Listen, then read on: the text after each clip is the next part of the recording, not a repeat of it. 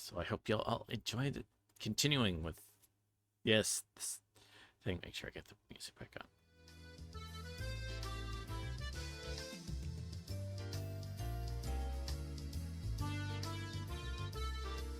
Okay, that looks good. All right. Okay, back to the Hanyu introduction.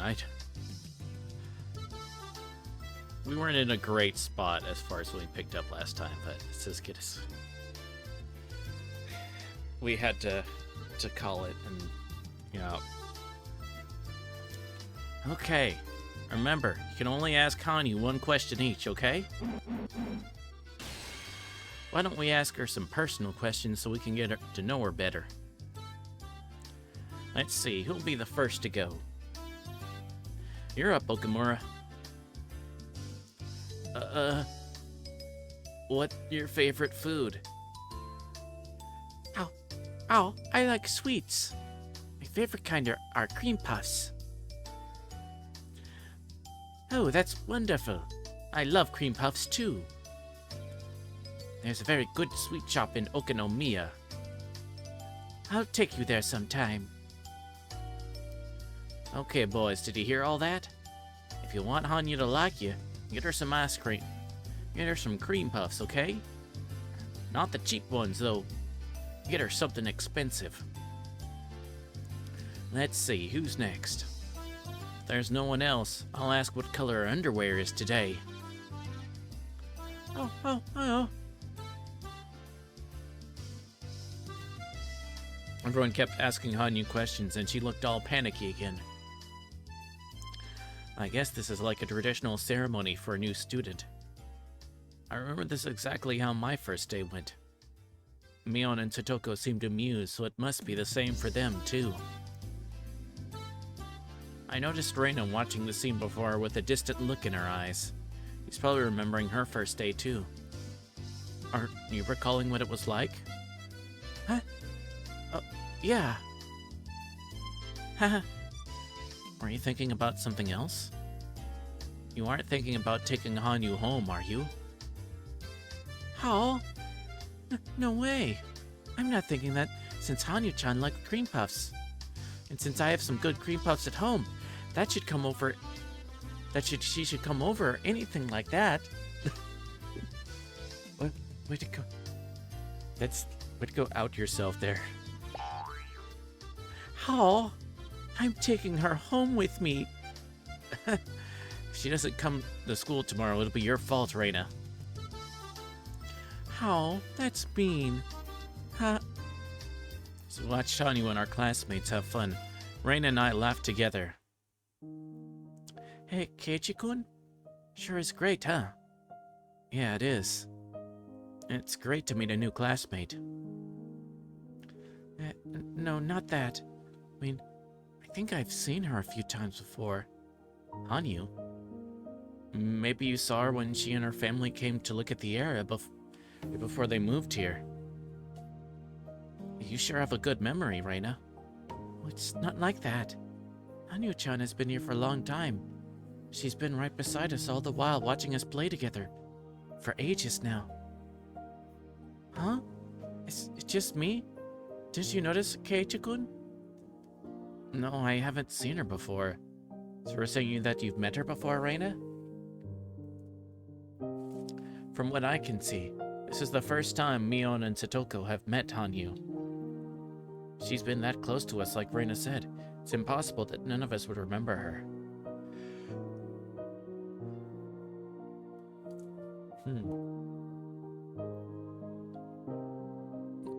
I think it's because Reina seems to always be like super perceptive.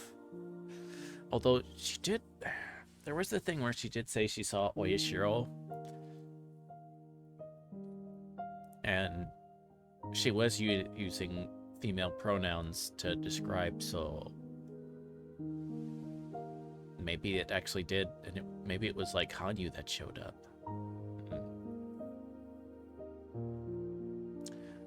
Are you sure? Besides, Hanyu is a transfer student. She couldn't have been here in this village that often. Do you think so?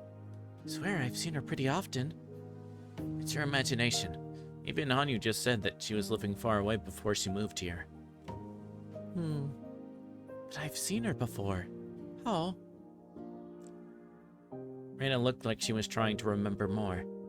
It's probably one of those deja vu experiences. Although it's the first time you see something, it feels like you've seen it before. Oh well. And just forget about it. She's here now, right? Yeah, you're right. Yeah. She always seems so eager to join us, so I'm glad that she's one of us now. Haha.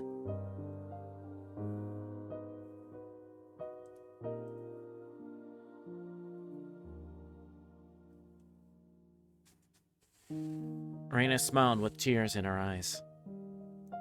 When I looked over at her, Rika-chan was wearing the same expression. It made no sense to me why those two looked that way. But as soon as Satoko came over and pulled a prank on me, I forgot all about it.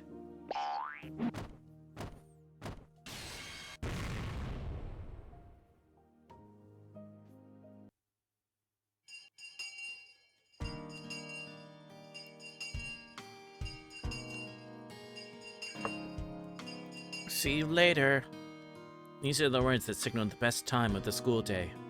As soon as the last period ended, my classmates ran out to the room. Hanyu was popular all day today. She's Rika-chan's age, so all the lower grade students gather around her. Older students like me and Mion didn't have a chance to get close to her. Well, I'm sure they'd rather have a new student who's their age than a scary-looking older guy. Huh? That's right. You looked so scary at first, Keiichi-kun. It's probably because you were nervous. Hey, that's mean. I was trying to be friendly so I could get along with the class. You are far from friendly. You slapped me upside the head on your first day, Keiichi-san. Don't you recall? That's because of how I was treated on my very first day. There was a thumbtack on the seat of my chair and even a frog in my desk. We heard there was this new student in the teacher's office, so we went to take a peek. We saw you there and looked so nervous that Satoko must have thought she had to do something to help you relax. Oh. As your elder, I was being considerate, you see. That's impossible. Although that blackboard eraser trap sure did help to ease my tension. But Satoko will be so pleased with herself if I tell her that. So I'll never admit it.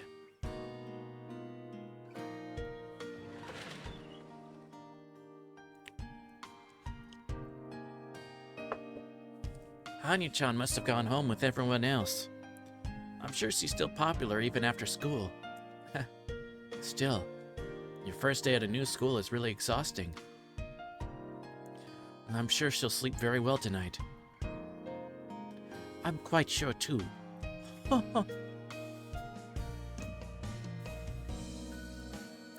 Okay, everyone. It's been a while, so I've been busy with work quite a bit lately. It's time for a club meeting. I've been waiting for this. It's been so long I've gotten rusty. Meep. Been bored because I haven't rubbed a loser's head in a while. Aw, I won't lose. I'll be holding back just because it's been a while. You sure have pent up frustrations, huh? Great. That makes things even more interesting. Everyone's motivated, huh? You better watch out, I'm in top form today. Mion, you're going...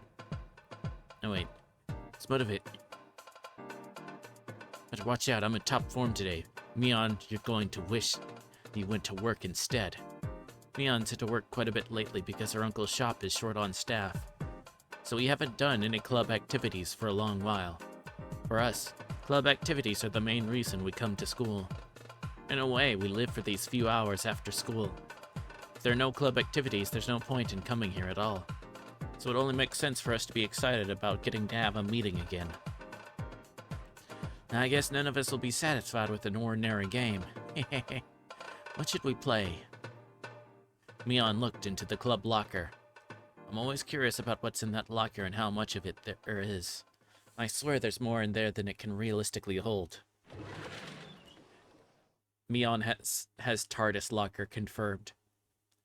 Just then we heard the door open. Oh? Hanyo-chan? Oh, hello. What are you doing here? Did you forget something? I thought she had already gone home. Did she forget a lunchbox or something? It's not that big a deal to forget a textbook, but you can't forget a lunchbox. Oh. Huh? Hanyu, what is it? You're looking for something? Hanyu looked at us apologetically. What is it? She wants to pray.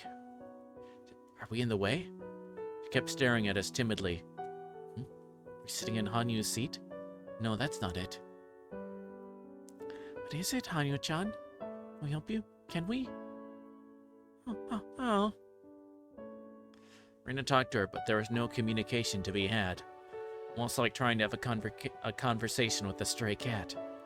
What is this? He was fixated on something. Held her gaze and found Rika-chan. Hanyu's apologetic gaze was directed at Rika-chan. Meep. Ha. I won't say anything. If you want it, you need to say it yourself, Hanyu. Oh.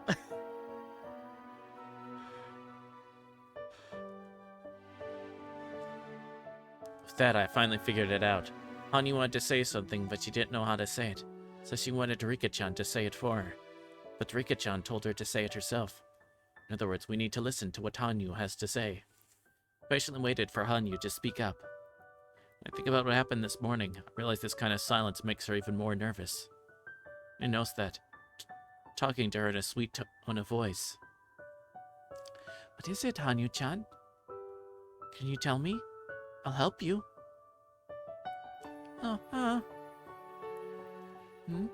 What is it? Can you say it one more time? Oh.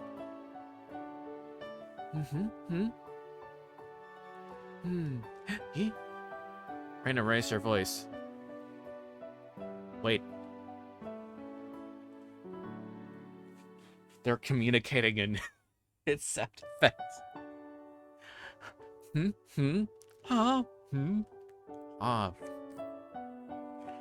What? This old man know. What is it? Are you sure?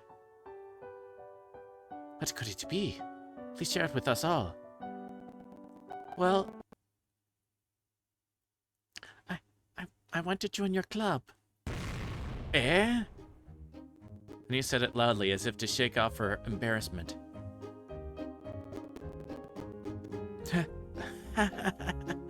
Now that's a surprise. When did you hear about us? Yeah. I want to join your club. Oh.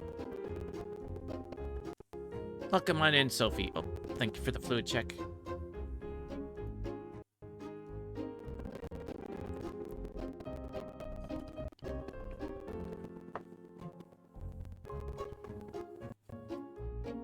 Join us.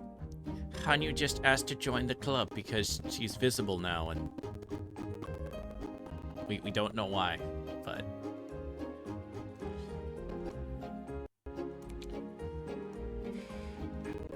but we finally have cute feel-good session for a bit. Section for a little bit.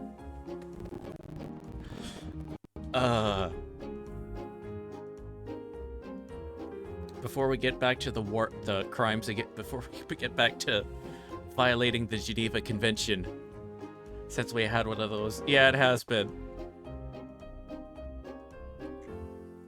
Yep. Very good. You did a great job. Clap, clap, clap. Rika-chan must have known that Hanyu wanted to join the club all along. Mion folded her arms with a smile and stared at Hanyu as if appraising her. Needless to say, Hanyu was intimidated. You're awfully reckless jumping into mortal peril by choice. But our club isn't just any old club. Only a select few are allowed to join. That's after passing a gruesome trial. Just because you want to join doesn't mean you can, you know? Look, Hanyu-chan, it might look fun, but, it's not that easy. I already know that. You have to win, otherwise you don't know what might happen. Are you sure you're aware of that?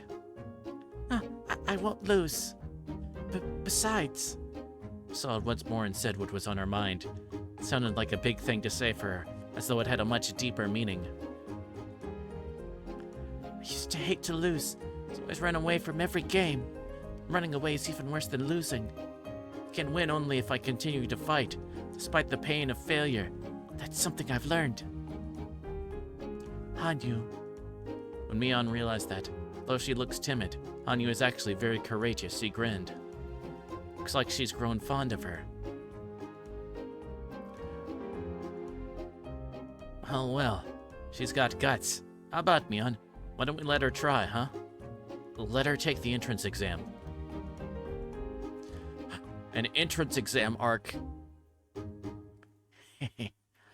It usually takes more than a few weeks to determine if one is even qualified to take the exam, yet she wants to take it on our first day. What should I do? Mion pretended to be stubborn, but in reality she was simply playing with her. If she actually didn't want her to join, she would have refused her right away. Of course, if Hanyu was bothered by this kind of intimidation, she wouldn't be able to survive in this club. Just like Reina and Satoko said, our club is relentless. Winning should be your utmost goal. Always aim for first place. If you come in last, you'll wish you were never born.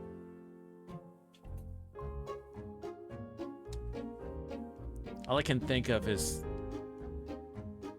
the Ballad of Ricky Bobby, Talladega Nights. Or no wait, Talladega Nights, the Ballad of Ricky Bobby. Can't remember. If you remember, if you ain't first, you're last. Anyway. I'll do my best. Punishment for losing is actually kind of fun too. Hanyu-chan, you've been watching the whole time, huh?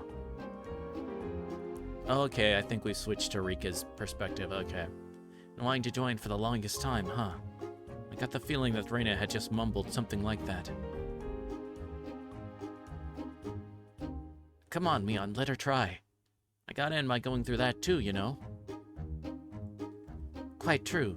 Let us see what Hanyu is made of. Have fun, Hanyu-chan. I won't hold back, okay? I won't hold back either. I'll only give you my best, Hanyu.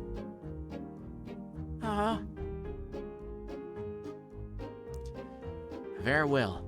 Hanyu Furude, you're on. You're allowed to take the entrance exam. Okay, then. We'll have to choose a game that Hanyu knows how to play. What would be good? Oh, what about this?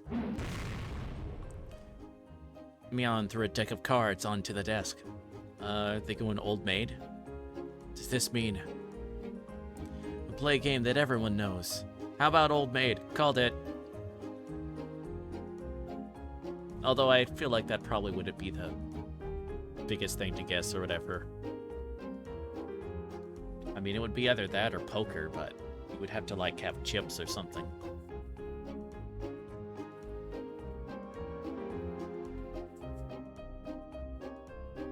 That's fine. Here she goes. This is exactly what I had to endure when I went through this entrance exam.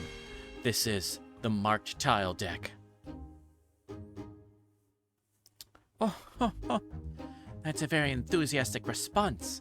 However, our club's version of Old Maid is a little different, no?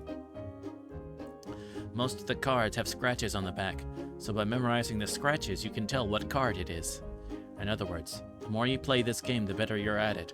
This is simply our way of being mean to newcomers. She's gonna win. 'Cause she'll remember all...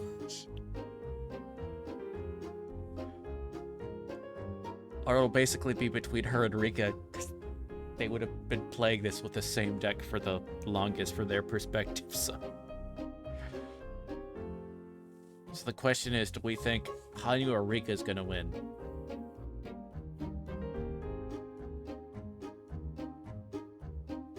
I feel like Hanyu might win just for story reasons, although Rika should honestly be the one that wins the most at it. As far as person I would personally would not want to go up against would be Rika, but I feel still like Hanyu would, you know, for story reasons. Not that I'm saying that obviously with this deck Hanyu is gonna would definitely be better than everyone save Rika. But okay, we'll see. We'll see what's gonna happen.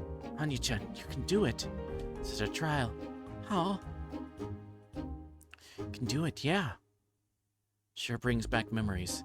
I had to go through this too. Just happened recently, but I feel so nostalgic. Okay, now we're back to Keiichi. Wait. Or maybe we're not doing... I'm not sure. Anyway. However, that doesn't mean I'll go easy on you. It's like how merciless they all were when I did the exam. I'll put everything I've gotten into this. Right, everyone? Prepare yourself, Hanyu-san. Here we go. If you want to join, let's see what you got. Roger.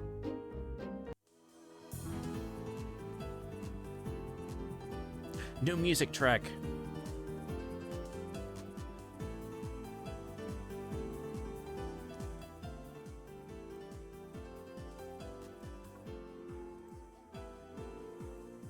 Hey, I'll call your hand from the right, okay? Ace, 3, 4, 7, Jack, and Queen. It's too late to hide now. Ow, ow, ow, ow. Sorry, Hanyu-chan. This is the Ace of Spades, right? I'm out.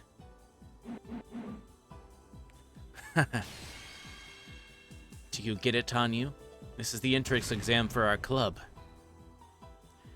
Meep. Keiichi is putting his leftover grudge from his own entrance exam into this fight. Come on, Kei-chan, are you sure you should be saying things like that?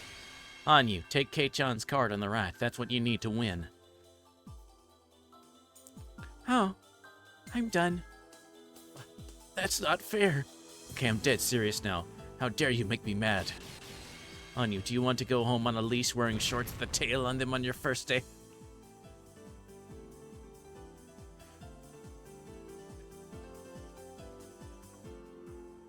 It begins.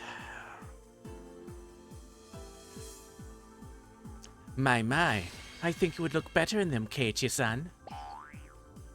Ha, yes. Feels like early game. Yeah.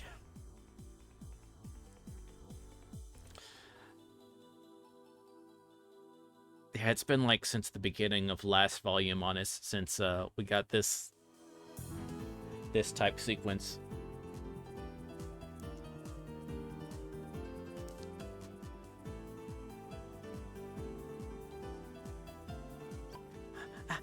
I'll make him do that punishment.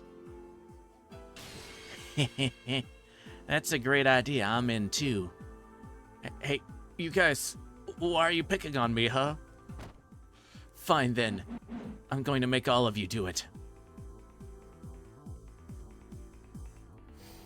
I think Keiichi's in trouble.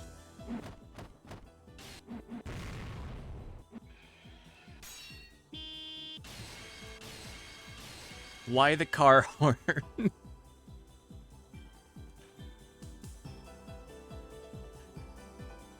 was a car horn in that.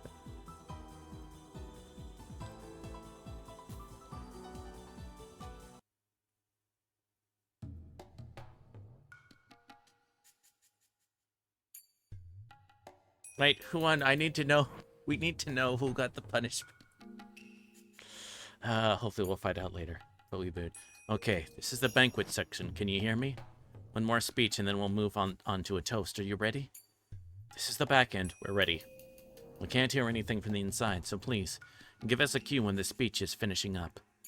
10 bottles per table, okay? Make sure you serve your table smoothly. Young waiters with bow ties got bottles of beer ready for a toast.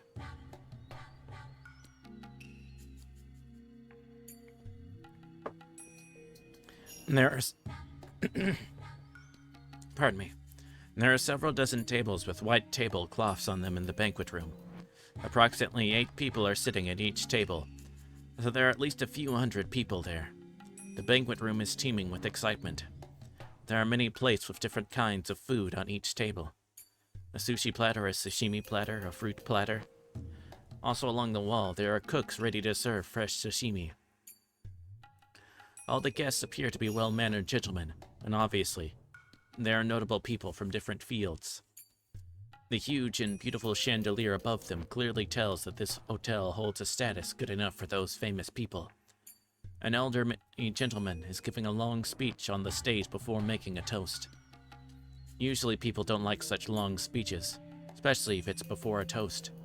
But the guests are actually really excited with this speech. Maybe the word excited isn't suitable. It should be described as an upsurge in a strange way. Anyway, Japan accepted the demand for unconditional surrender. The day they did, the Pacific War ended. In other words, even if they had to take care of further business, the war ended that day according to international law. And from that day on, there was peace. Therefore, if any troops invaded Japanese land during that peace, that would be an encroachment against Japan. No matter what the Soviet Union says, the northern territories are Japanese land, and it should be clear to everyone that they invaded illegally. Hear, hear. And now they want to settle by returning a mere 2 islands to us. Who do they think they're kidding? Listen, Omai, Shikotan, Kunashir, and Iturup are Japanese territory. Welcome on in, Nando. Thank you very much for coming by. I hope you're well today. Their total area is equal to an entire prefecture. What would you think if the Soviets invaded and occupied one of our prefectures? Oh, wait.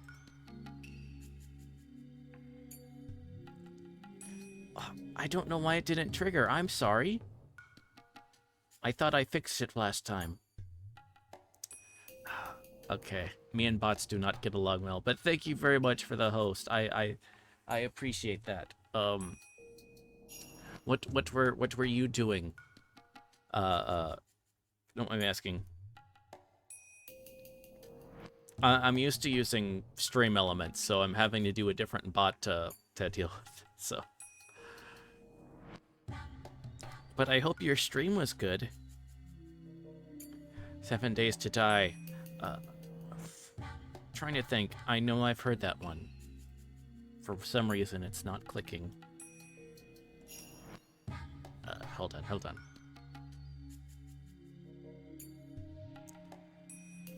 Okay, zombie horror, okay. Team Bay, okay, cool. Nice. Well, I hope you had fun and everything worked out good. But yeah, I'm Virtual Cobalt, a Friday streamer. I do a number of different games. Right now we are playing Higurashi, horror visual novel, so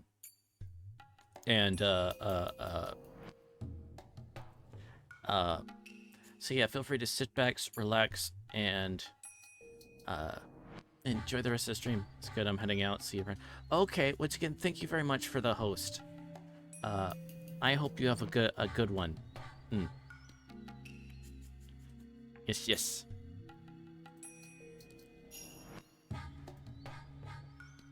Okay. I say back on the like tells people. Okay, yeah, that's cool. That's very nice of you. Thank you very much.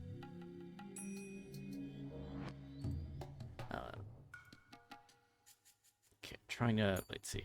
I think the islands that they're referring to. So there's. So if you were to look on a map on Japan, there's like a northern you know, that's Hokkaido, of course. But then kind of a bit above that, there's like a number of like just continually like smaller, especially really small islands and stuff like that. And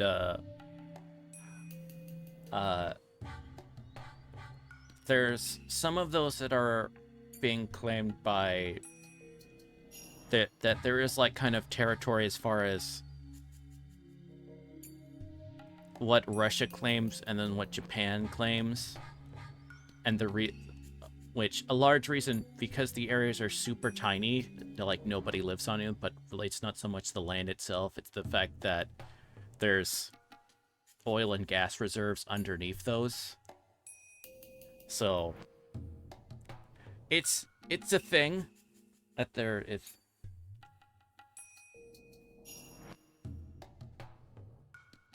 I believe that's what they're referring to. I can't remember the thing, but I was, in terms of northern territories, and that would be like dispute. They're probably this.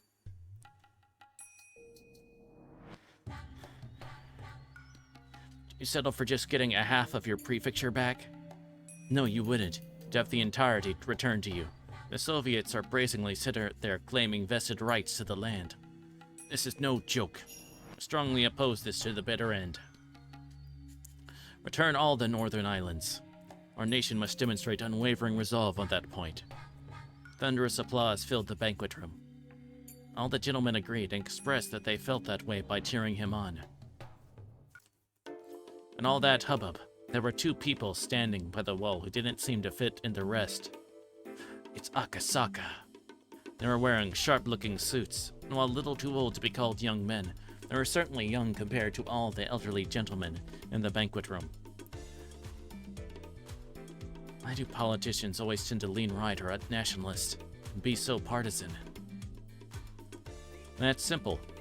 What politicians want most are votes, and votes are cast by their constituents. But not everyone over 20 actually votes. Voter turnout is highest among those who are retired and have free time, so the elderly interested in politics monopolize the votes. And that means the key to their election is whether or not they can secure the elderly vote. The war only happened 40 years ago. In other words, the generation that's interested in voting is the generation from before the war. My mother talks about the air raids often. She used to live near Sudobashi. She lost all of her family in an air raid. She had to walk across the burnt fields all alone. That's right. Our parents went through the war. They shed their blood, sweat, and tears believing it was for the good of the nation. We lost the war, but they believed the war still brought about change that serves as a foundation for the peace we have today. I hear that a lot.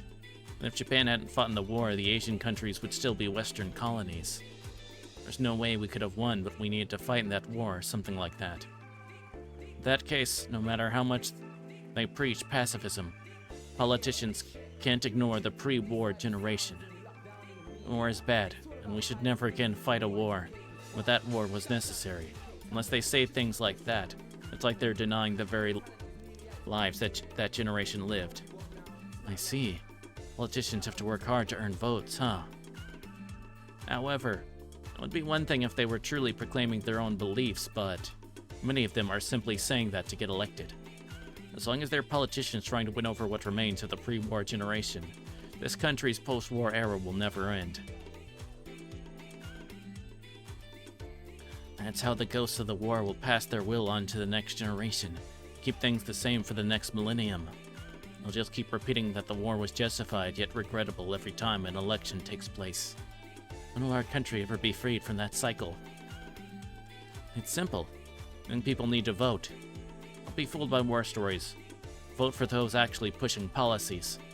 Realistic policies, that is. Yeah.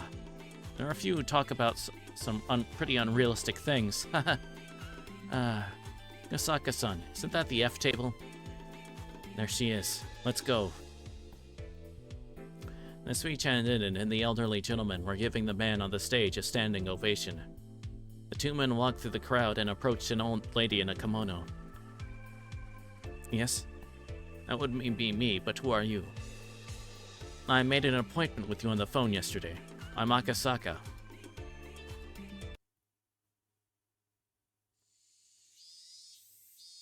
Ooh. He worked so hard for this country. Even so. Madam, I understand what you're going through. This wasn't really anything out of the ordinary. Nobody could remember if there had been a donation or not. So a handful of politicians were questioned. As a result, some came up with a scheme to blame a sickly elderly man who had already retired. With only a short time to live anyway. He was the perfect fit for them. The elderly man had been sick in bed. The shock of his friends betraying him had taken away his will to live. The only thing his wife could do was to simply watch him suffer. She kept crying while telling the men about her husband's achievements. If your husband is in fact innocent, a judge will rule accordingly. Don't worry. All false accusations will be cleared. I already know that. Because he is innocent. But he won't live to see the verdict. So hard for this country, and this is what he gets in return at the end. Can he rest in peace?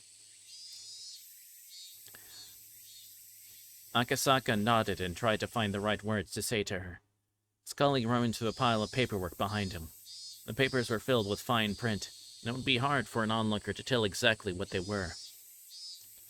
However, the way he was looking at them made it clear that they contained something important. Akasaka-san, this is amazing.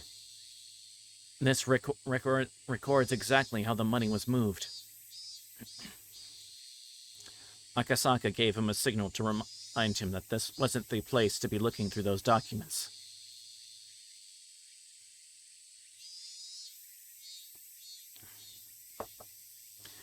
Madam, Sorry, hold on. Madam, there isn't any more paperwork, is there? No. This was the only thing in his safe. Please, you said to get back at those ingracious bastards. My husband did so much for them, and yet they... Ooh. Madam, you do understand that some things in these documents will implicate him, don't you? Yes, I understand that. One can't be honest all the time when one is a politician. I am his wife, after all. Thank you for your cooperation. I'll use this to expose the injustice that was done to him. Only one thing. I'll ask you just one thing, though. Could you wait until my husband passes away before making this public? The paperwork Akasaka received was something her husband intended to take to the grave with him. Something that shouldn't exist in this world. If it went public, her husband's name would be disgraced. Akasaka nodded. Understand. You have my word. Vast public funds were moved from Kasumigaseki. The funds were issued to sub-branches to carry out national policies. Various ideas over those public funds always came together. And there was never an end to those trying to poke a straw into it, to suck it out like a mosquito. Excess dividends, cordial patronage, profits for organizations that benefited themselves. Many financiers approached and adhered to officials and politicians, hoping to earn those gains. And the bureaucrats constantly indulged them. And that's how Japanese corruption works. These illegal pipes form bypass after bypass in Kasumigaseki, siphoning off public funds for the profit. To find and destroy such pipes is, of course, in the national interest. But eliminating illegal expenditures isn't as simple as all that. There are important people connected to those pipes, and when those people are investigated, a major political scandal takes place. The reason why the government doesn't investigate such illegal expenditures is not only to protect vested interests, but also because they're conscious of the damage these scandals can cause politically. To put it more succinctly, the government can't endure the pain of pushing pus out of a wound. The closer the exposed agent is to the top, the greater the pain faced by the government, and that affects the cabinet approval rating. The closer the subject is to the core, the more extensive the damage to the heart. The secret investigation Akasaka was leading went as close to the heart as it got. It could cause a collapse of the administration from shock. Akasaka was tipped off that a huge amount of public money was leaking out through an alumni organization of the 7 imperial universities, so he and his colleagues have been conducting a secret investigation into the matter for a long time. Okay, it's that Tokyo-like organization that's been behind the research center that Takano's involved in. I'm thinking. So, which means how they're going to enter the case is through this. I think. Because we know Akasaka has to get involved with this stuff to, like, make the events finally turn out right, so. Or, well, good.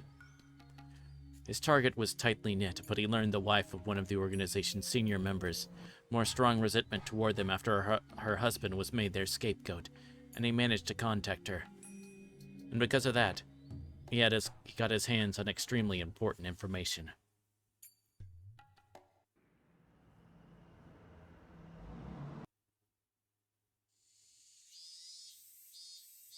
I wonder if it's Koizumi's...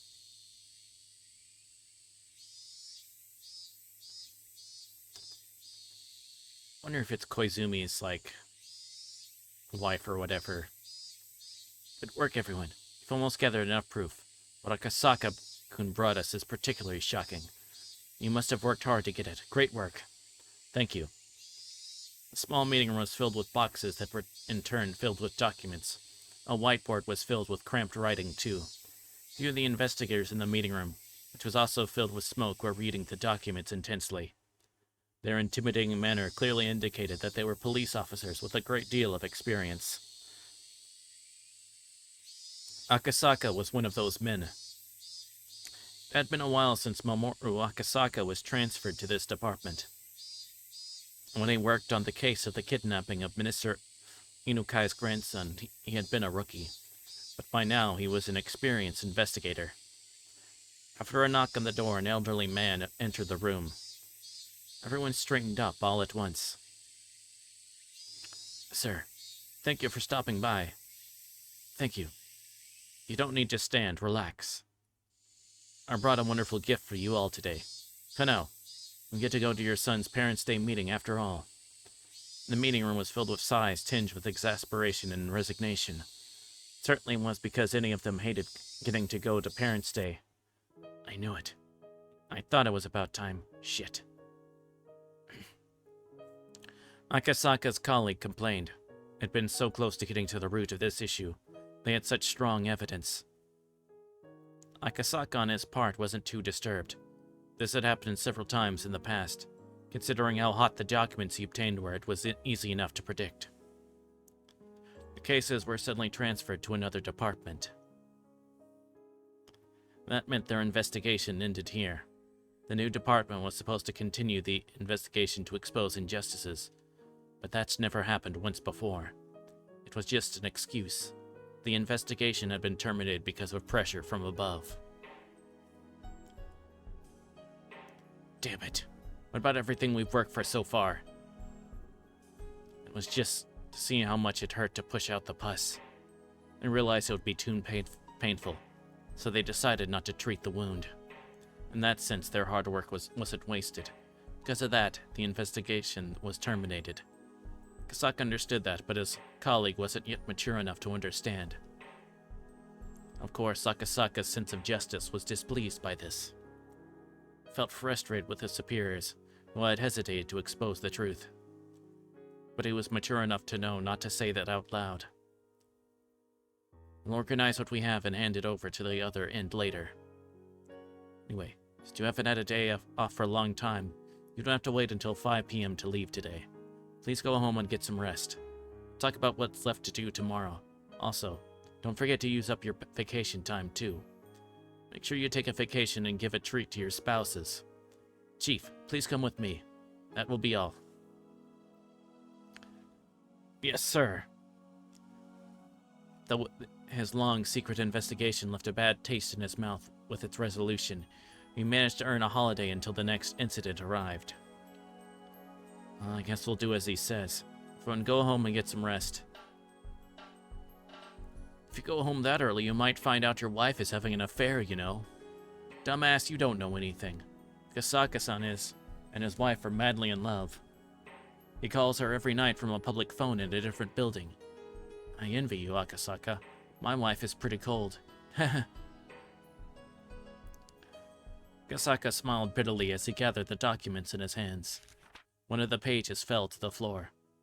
It was a page from a huge pile of papers documenting illegal expenditures. They exposed the illegal expenditures of the Alphabet Project, the research team for the next generation of hardware and defense project.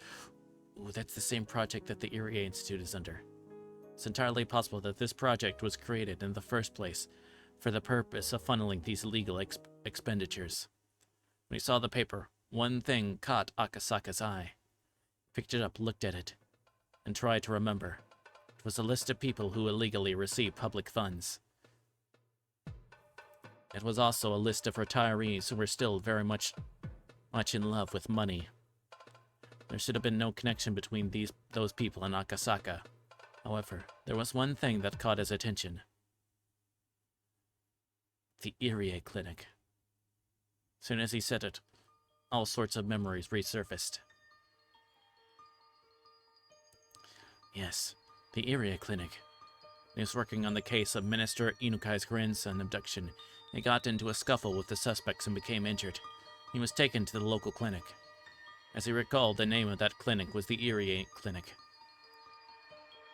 He started to remember one thing after another. His very first experience with wading into the muck.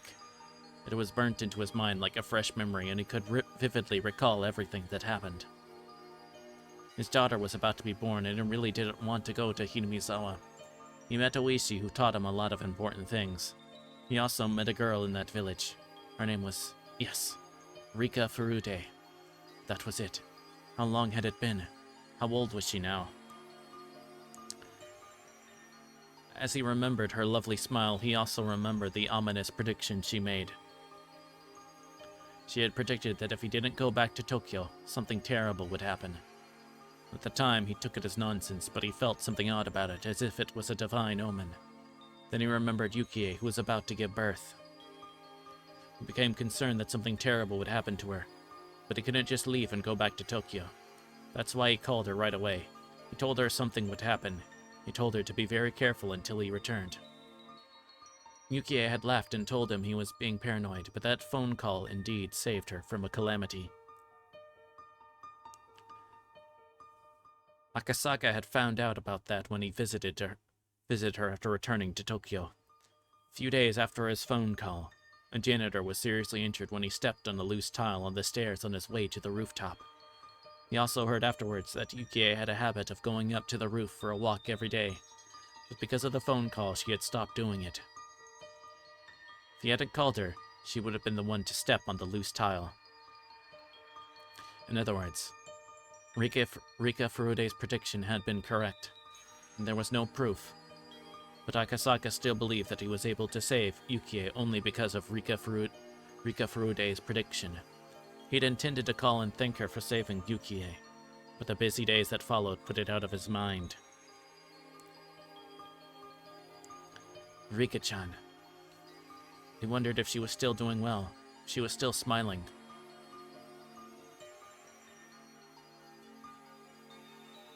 Akasaka remembered the sad prediction she made on that night under the moon while still wearing that smile.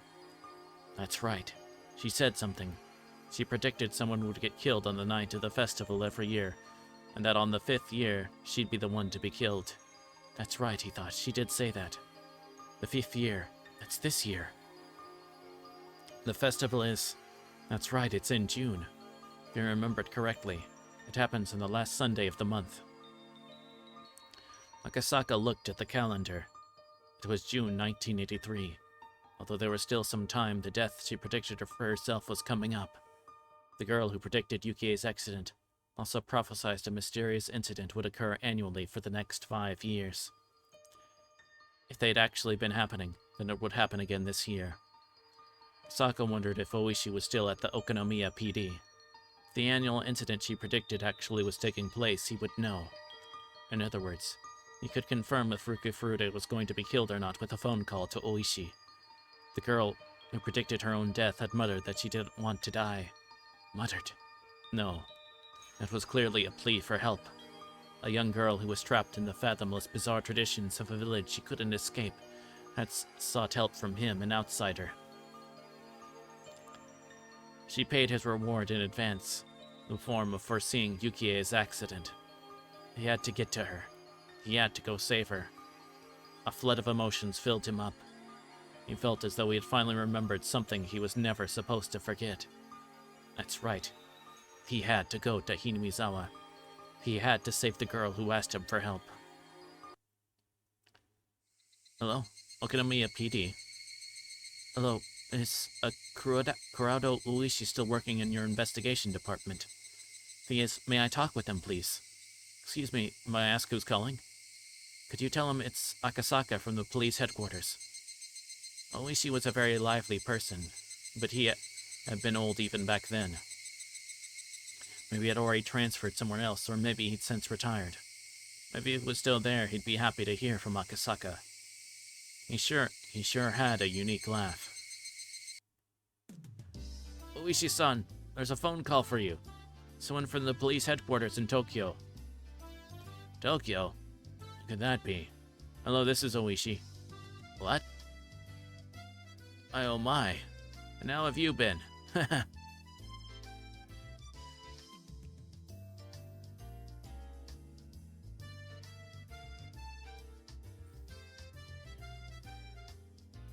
Okay, so this time Akasaka is gonna get clued into actually that stuff happening, so...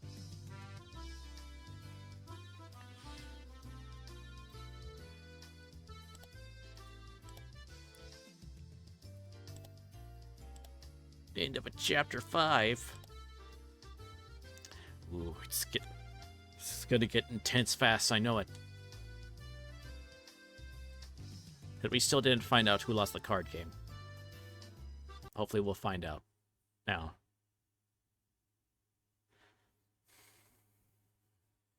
Come on, we need to know who... Hanyu has already grown used to being around us. Since Rika-chan and Satoko are her age, she's become especially close with them. Of course, Rena and Mion are looking after her too. Rena told me something today Hanyu joined the class.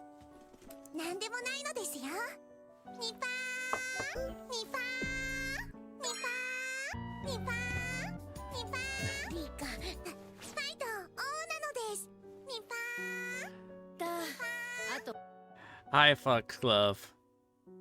Yes, it is Nipa time. And thank you for the food check.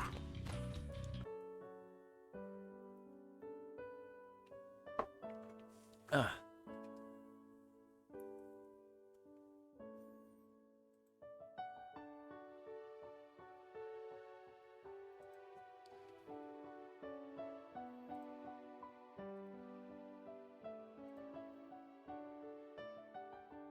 Thank you for coming by, and I hope you're well. Yes, yes. I still can't remember seeing her before. Somehow I can believe it. Hanyu has accepted all the things that surprised me at first, as if she knew about them all along. She knows everything about us, and it seems she's truly excited about finally being able to join in. Hanyu's definitely part of our group now. She sure is. It almost feels like she's been one of us this whole time. That can't be true, though. No, it is. She's been by our side all this time. Huh? Are you saying that now, too? Rena told me that a couple days ago. Is it just that I didn't notice? It's because you're dense, Keiichi. Meep. Fine, so what if I'm dense? How? Why are you two sitting down? Are you tired? You never feel tired, Hanyu. Meanwhile, we're exhausted. Because I've waited so long to be able to play with all of you, this isn't nearly enough. I want to play more and more. Oh, oh, oh. Huh, you're full of energy. By the way, those things on your head, don't they fall when you play? How? Hanyu has horns on her head. I thought that it was a hair accessory of sorts, so I didn't want her to lose it while playing. I was going to offer to hold it for her while she ran around. But Hanyu's face clouded over, and she apologetically held on to the horns. Keiichi, Hanyu can't take them off. Eh? I see. Sorry about that. Oh, is it strange to have horns? Huh, no, not at all. I think they're cute. Yeah, Kei-chan even has a horn between his legs, don't you? Damn it, Mio. Oh, God. I'm having flashbacks to the first volume. Though it's hard to curse backward. What? Thank you, Reina. Reina did it for us, chat.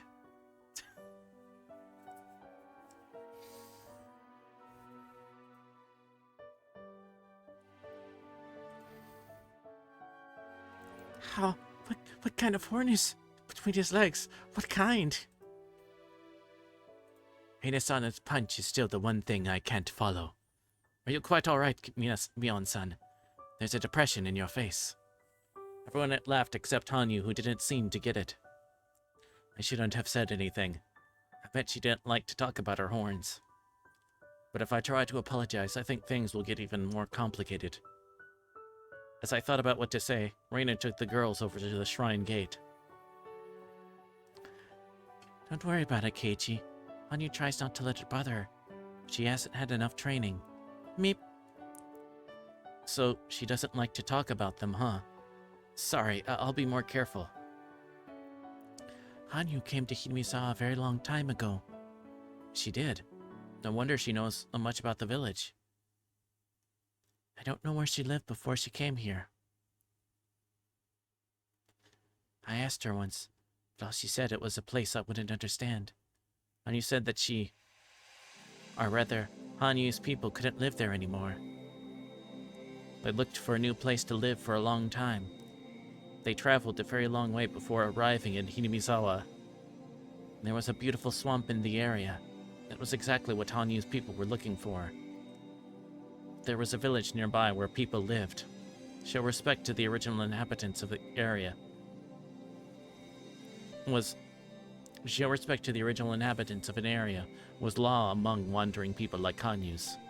Clan decided to live peacefully and coexist with the villagers.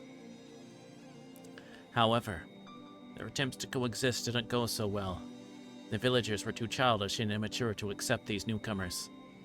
They strongly rejected them and caused a terrible, tragic disaster.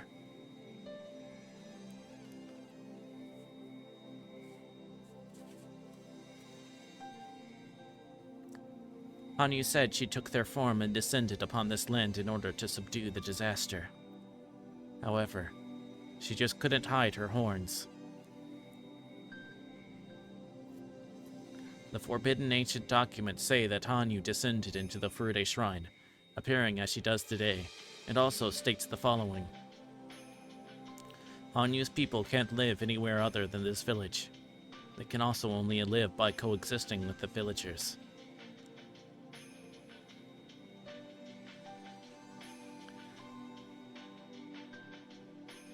Wait.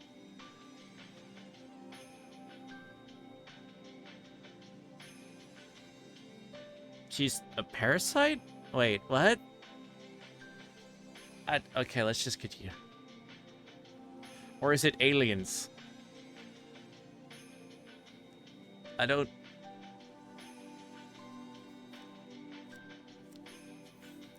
I'm confused. Okay, we'll find out. Furude Shrine's priest once rejected them, claiming that the coexistence was impossible if mixing with the wandering people's blood caused the villagers to become demons. But the young heir of the Furude Shrine fell in love with Hanyu, and when their child was born, the priest had to reconsider.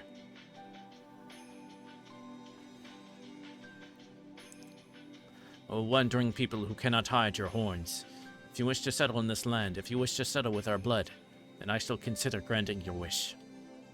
However, as the demon's blood mixed with the villagers, it became hard to tell who was human and who was demon. The villagers began to cast suspicion on one another, haunted by that paranoia. Unless all of that was resolved, coexistence would be impossible. For you and us to coexist, we must lay down several laws for us to follow. They'll be very strict. I'm very, very sorry for imposing these upon you who have lived in peace until now. However, as long as these rules are followed, the village will be free from demonic disaster. Farewell. The rules will be followed, but much blood has already been shed in the village. The anger, sins, and corruption people bear cannot be cleansed. The one law of the human world is that sins are atoned for with life. I see. If you say it's your way to let someone take on all responsibility and bury the sins with them, then we'll do that. However, wouldn't people end up pushing responsibility on each other because nobody wants to die? Exactly. That's the ugly demon in the world of man. No one will accept their own sins, but only foist them on to each other. Since they can only clear the balance with their lives, everyone refuses to pay and the sins just keep adding up. Without cleansing them, they stagnate and people cast them upon each other forever, doubting each other and passing them around. I see. If that's the unopposable law of this world, then you yourselves are troubled by this law. In exchange for coexisting with us, I shall grant you a world where other people do not blame their sins on each other. What kind of world is it? So long as mankind exists, they will commit sins and give rise to corruption. How could all that be erased without foisting it on to someone else? Let me bear all the sins and corruption born from man, and purify my soul. Let all sins rest not with man. They are born upon myself, and man will not need to force them on each other. What are you saying? You're going to make yourself into a sacrifice?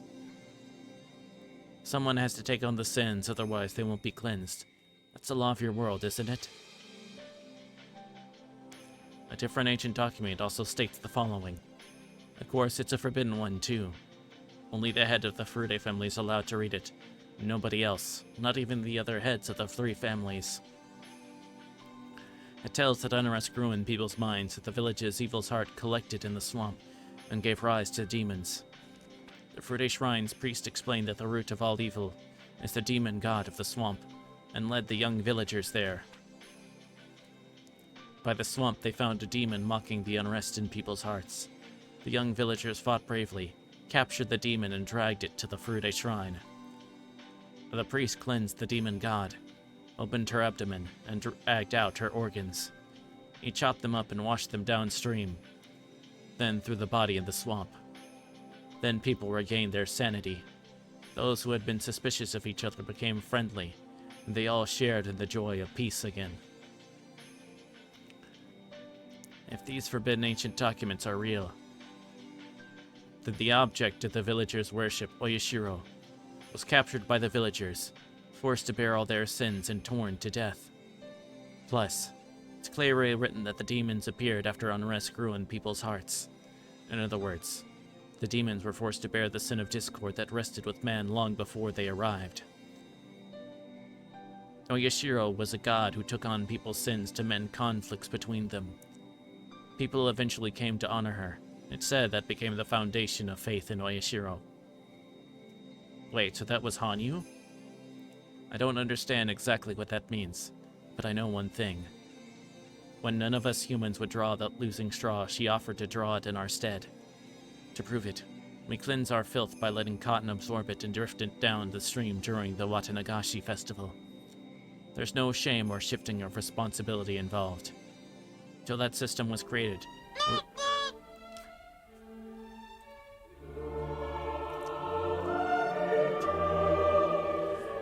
Yeah.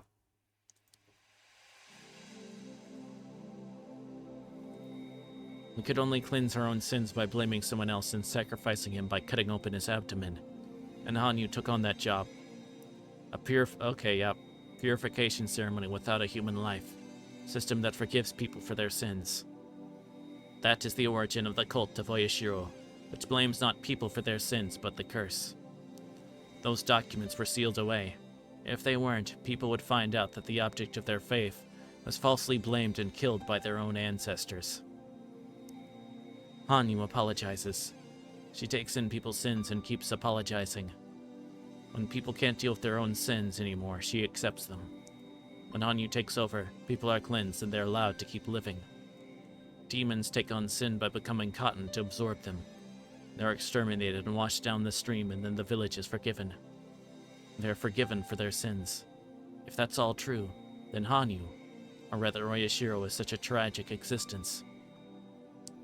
I've asked Hanyu about this before. Then she told me the following story. 4 people are stuck in a snowy mountain cabin. They play a game while each sitting in one of the 4 corners. It's a fairly well-known story. It's in the middle of winter. They're all getting sleepy. If they fall asleep, they'll die. So one of them comes up with an idea. They're sitting in the 4 corners of the room, so someone just has to walk clockwise to the next corner and wake up the person sitting in that corner.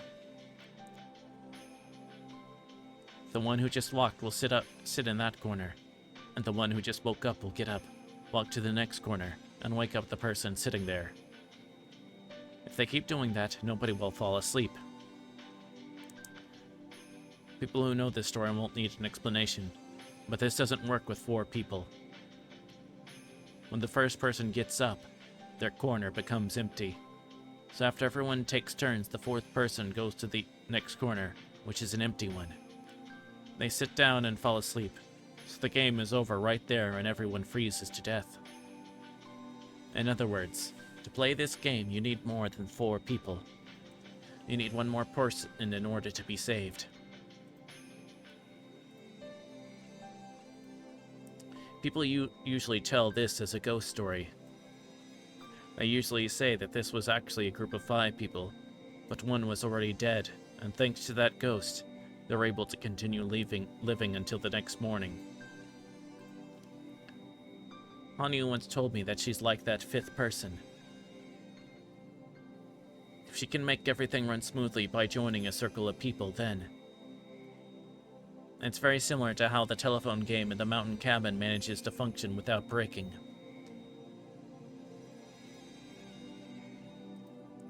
Hanyu can complete a circle that can't be realized by people alone. Then those people can live peacefully. She's an existence that completes a circle. Is she bothered by our horns because it reminds her of the time when she was called a demon and punished for the sins she's took in? Is her subconscious still tormenting her with thoughts that those who have horns ought to be persecuted?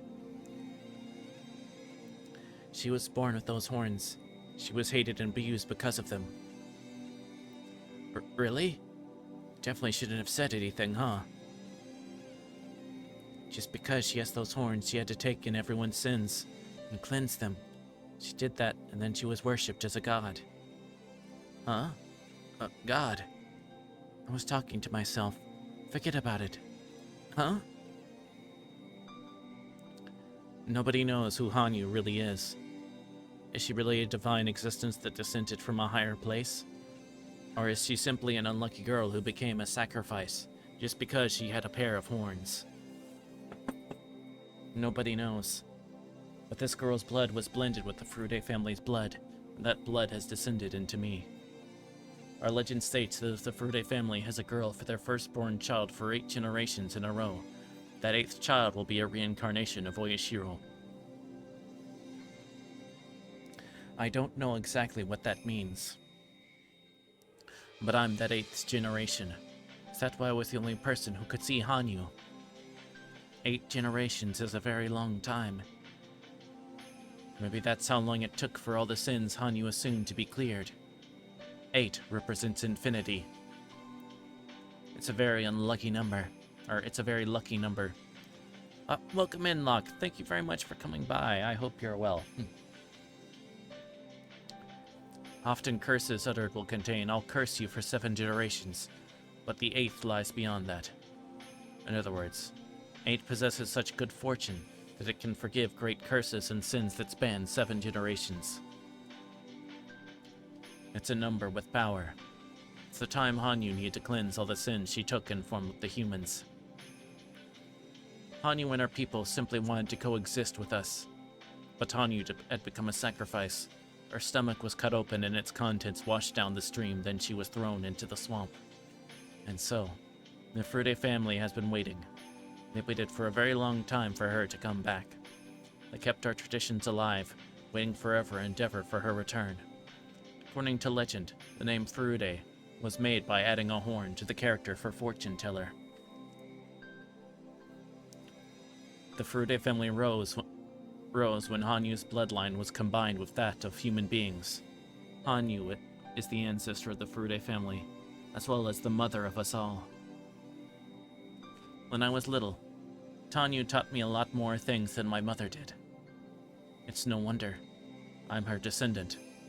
The curse in the clan who exorcised and buried their very own mother was finally absolved after 8 generations, what seemed like eternity. And then she met me, her descendant, the final generation of the Frude family. Sometimes when I think about that, I feel like there must be some important meaning to this hapless fate thrust upon me. But what kind of meaning could the trial I face, the trial of breaking through the obstacles sealing my fate, have upon the curse that plagued Hanyu and the Frude family for over a millennium? 1,000 years is simply too long a period to communicate thoughts and intentions correctly. Hanyu has become the curse we call Oyashiro-sama. Though she originally was a means of salvation, she became a chain that binds people. The rules about coexisting were misinterpreted as a law that binds villagers to this place, and that continued until the Meiji era. And while the village winds once blow toward the misunderstanding of isolation thanks to the dam conflict, how does that play into my meeting with Hanyu and this motley fate we're trapped in? I haven't lived long enough to be able to understand that.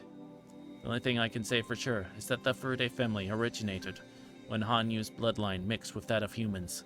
The line's final descendant, me, finally met with its ancestor.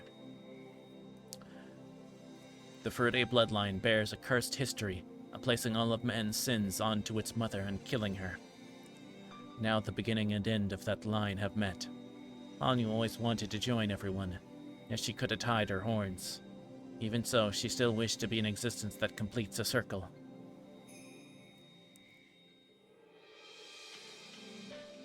It's a child's job to bury their parents.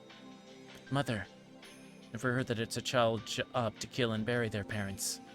Don't ask, child. I'm not human. My horns are proof that I'm a demon. A demon's job is to take on the calamities of the human world. Bearing the calamities of this chaotic world and cleansing the unrest in mankind's hearts is my role. And Mother, why do you have to be the one? Those sins are people's sins. They aren't yours. Listen, child. People live with their sins. They can't live without making someone else take the blame. Nobody wants to take the blame, so they shift that responsibility around. That is a demon, the true demon disrupting the world of man. By bearing it myself, man may be cleansed, and mankind can be freed from their destiny of doubt and conflict. Let all the sins, the filth, the karma, and the curse come to me. Then attack me, purify me, wash me down the stream, and throw me in the swamp. A human will not do. This was the fate of one not human to accept that role. If a human were made to bear it, then mankind would not be freed from the demon of doubt. Don't understand. Don't understand, Mother. Mother, you have horns. Saying that you aren't human just because you have horns? But even if you are human, the horns make you non-human? And if you have horns, you're human to me. My child, the only one who's ever said that. Even if everyone calls me, or you'll still call me human.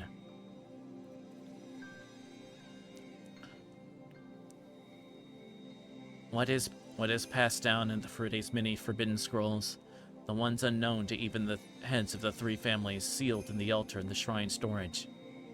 Understanding that would probably require about as much time as I've spent repeating time. But once you understand that, perhaps you'll understand the smile Hanyu wears as she innocently plays with everyone. Ah, are you okay? I heard Mion yell with surprise.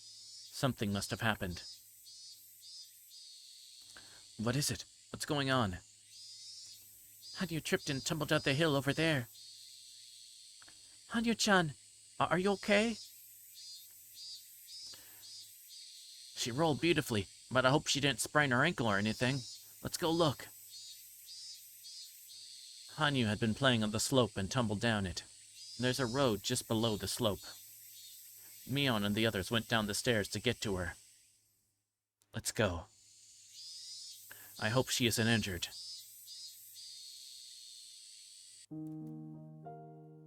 When I got there, I saw Tomatake-san and Takano-san. They were taking care of her.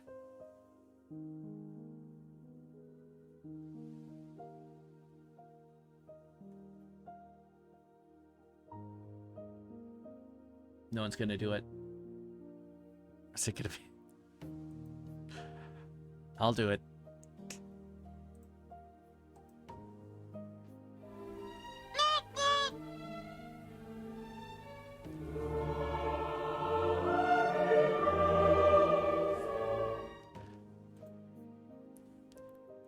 What happened? We just saw her roll down the hill. She did tumble beautifully, though. Hee. But I think she hit her head, so I'm sure she'll just get a bump later. Make sure you put some ice on it, okay? Hanyu! Hanyu! Can you hear us? Look how many fingers do you see? Ow? She sounded disoriented, but didn't appear to be injured. What a relief for everyone. I bet she's just feeling dizzy from rolling. Ah, I'm glad. Glad you're not hurt. Just think, though, how lucky of you to have a nurse waiting for you down here. What perfect timing. Well, when I'm not working, I'm a wild bird photographer. Right, Jiro-san? Oh, yeah, I guess. A Hinamizawa kid would never get hurt from something like that. In other words, you're already one of us, Hanyu. Hanyu-chan, is that your name? Never seen you before. You new around here? Yes, she is. She transferred in just last Monday. What are these? How peculiar. They some kind of toy? Takano-san tried to poke at one of Hanyu's horns. They'd be an interesting hair accessory if they were an accessory. That's what's cute about Hanyu-chan. Please don't touch them, though. Oh, is that so? I don't think they're that cute, though. Of course, Takano. They look just like a... Don't they? Suddenly, Hanyu moaned as if suffocating. Takano, Hanyu isn't a monster. Don't ever say that again. That's right, Takano. That was mean. Heh. Sorry, I didn't mean to be rude.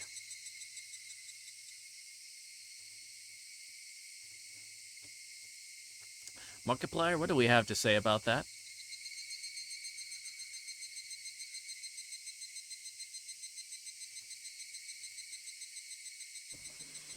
You don't want to be like this. This is disgusting. This is awful in every way. If I could kill it, I would. But I legally can't. But I've considered it. Thank you, Markiplier. It lined up perfectly, actually.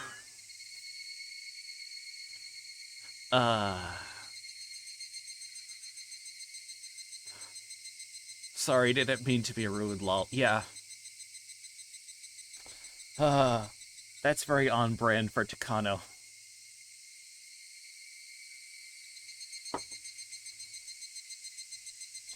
And Takano, you look like a total bitch. Sorry, didn't mean to be rude. Ahem.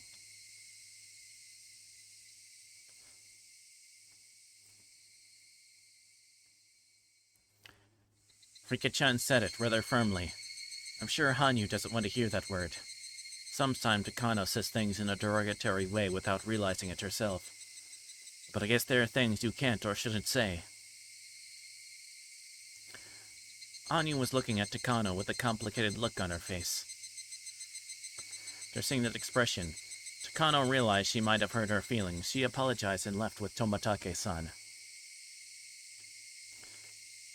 Are you okay, Hanyu? You landed beautifully too, so you're not injured.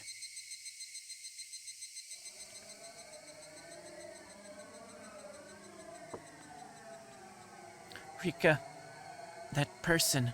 Oh. There, that's Takano. Takano. Hanyu repeated Takano-san's name. All of a sudden, I grew worried that she hit her head or something. Hanyu stood straight up and grabbed Rika-chan's collar. Rika! Oh. It's Takano. Takano!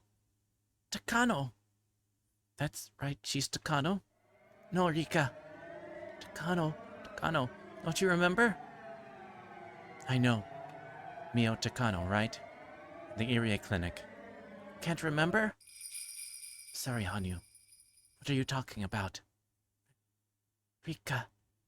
This can't be. This is the last one. She finally imprinted herself with the true enemy's name while enduring the pain of her stomach being cut open.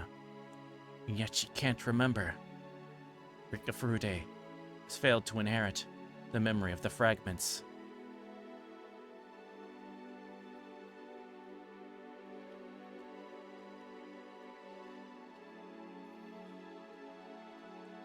Well, Hanyu remembered.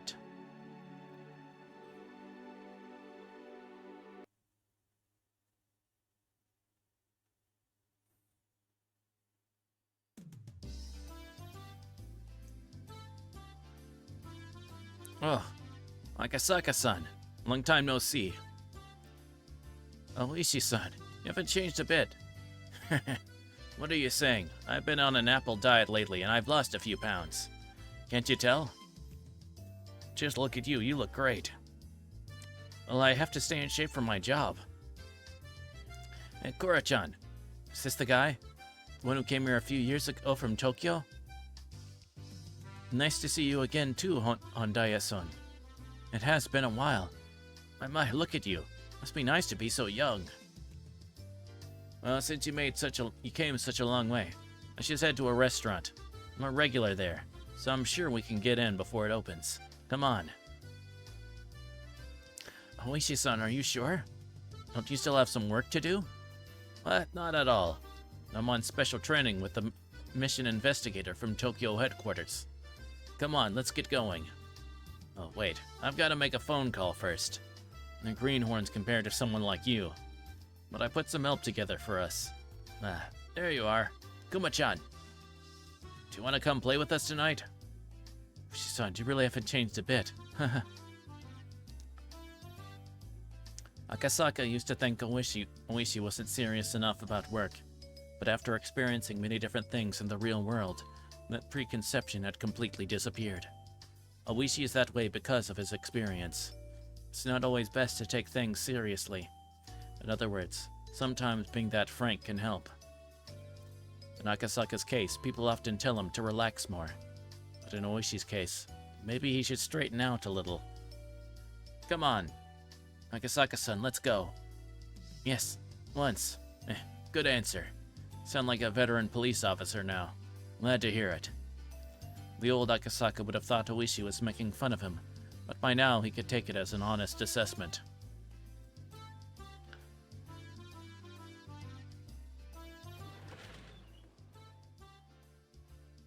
Why, you sure can't drink now, Akasaka. I don't think I can keep up with you. Must be true that when one gets old, he can't drink as much as before. You're too modest. I'm just better because an intelligence officer has to be able to hold his liquor. I have a budget set aside at all times for training with my young colleagues. Japanese sake, Western liquor, Chinese liquor, whatever. Sometimes I drink at little bars and sometimes at expensive clubs. That sounds pretty good. I'll have to join you to coach them sometime. Yes, please come teach us your tricks. Young guys nowadays often talk about how they can't drink. I couldn't drink at all at first, you know. The more you drink, the better your body adjusts to alcohol, and the more you enjoy drinking. That's right. You listening, Kuma-chan? Yeah, I heard. I can down quite a few now. Not really, you're right. You first teamed up with Oishi, already drinking oolong tea with the toast. It's no good. A toast has a very important meaning. If you don't drink any alcohol, you're saying you're not satisfied with the party. When I saw young people like that, I tell them, I'm not saying that you have to drink it up in one gulp, but your first round has to at least be a medium mug. When Akasaka first came to Okonomiya, he was very nervous, but there was no trace of that tension left in him. Seeing that, Oishi realized just how much Akasaka had learned in the past few years. There you go, Akasaka. Man, you've really grown a lot more dependable. During the years I've been waiting to retire, you've grown so much. It might be time for the younger generation to take over, huh? That's not true. There's one thing I've learned, it's that the only thing that matters is experience. Leave the hard labor and the crime scene to us young officers while you veterans take pride at your desk and work us to the bone. Did you hear that, Kuma-chan? Did you? Okay, I heard him. I'll give it everything I got. Haha. Oishi. Kawasaki-kun is already giving it everything he's got. He's diligent about his patrols to make up for your distaste for them. You know how Oishi-san is, right? I've only worked it for them for a few days, but I understand what you're going through. Even so, he'll make you into a good cop. Just believe in him. Yes, sir. I'll do my best. Even if I learned how to drink, I can't learn how to be good at mahjong. Oishi takes all my pay before I can give it to my wife. Mahjong is intellectual baggage you need. The more you play, the more confident you get. Let's play together later. I'll teach you how not to lose. Oishi, he's a good guy, huh? Kind of reminds me of how you were when you were young. Can't be. I wasn't nearly as handsome. It was unusual for Oishi to enjoy anyone's company this much. Kasaka and Oishi only worked together for a few days. They'd exchanged some holiday cards since then, but that was about it. Oishi had no idea how happy it would make him to see such a greenhorn grow into a dependable cop. Oishi always thought that he wanted to be active until the day he retired, but after seeing such a dependable colleague, began to think that maybe it was time for him to step down. Oishi and Akasaka enjoyed their reunion more than they thought they would.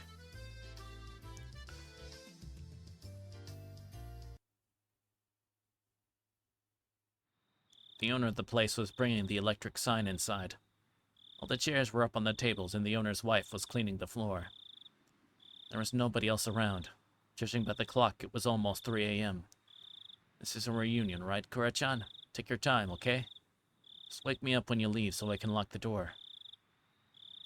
Sorry about this, thank you. There wouldn't be anything else open at such a late hour. Oishi and his colleagues still wanted to talk, so they decided to stay. Kumagai couldn't find his sleepiness and was nodding off. They were talking about Akasaka's job. Akasaka works at a department specializing in public safety. Oishi and the others were interested in all his stories of danger and bravery. Anyway, I want to meet with Rika Furude. By Rika Furude, you mean the orphaned daughter of the Furude family. Orphaned? What happened to her parents? Rika Furude had predicted that there would be an incident in Hinmizawa every year for the following 5 years. Her parents, according to her, were supposed to be killed on the 3rd year running. Yeah, it was the 3rd year of the curse of Oyashiro. 1981 must have been. Furude couple died rather suspiciously. It was 3 years after you came to Hinamizawa, Akasaka. 3 years. Did it happen in June 3 years after I visited?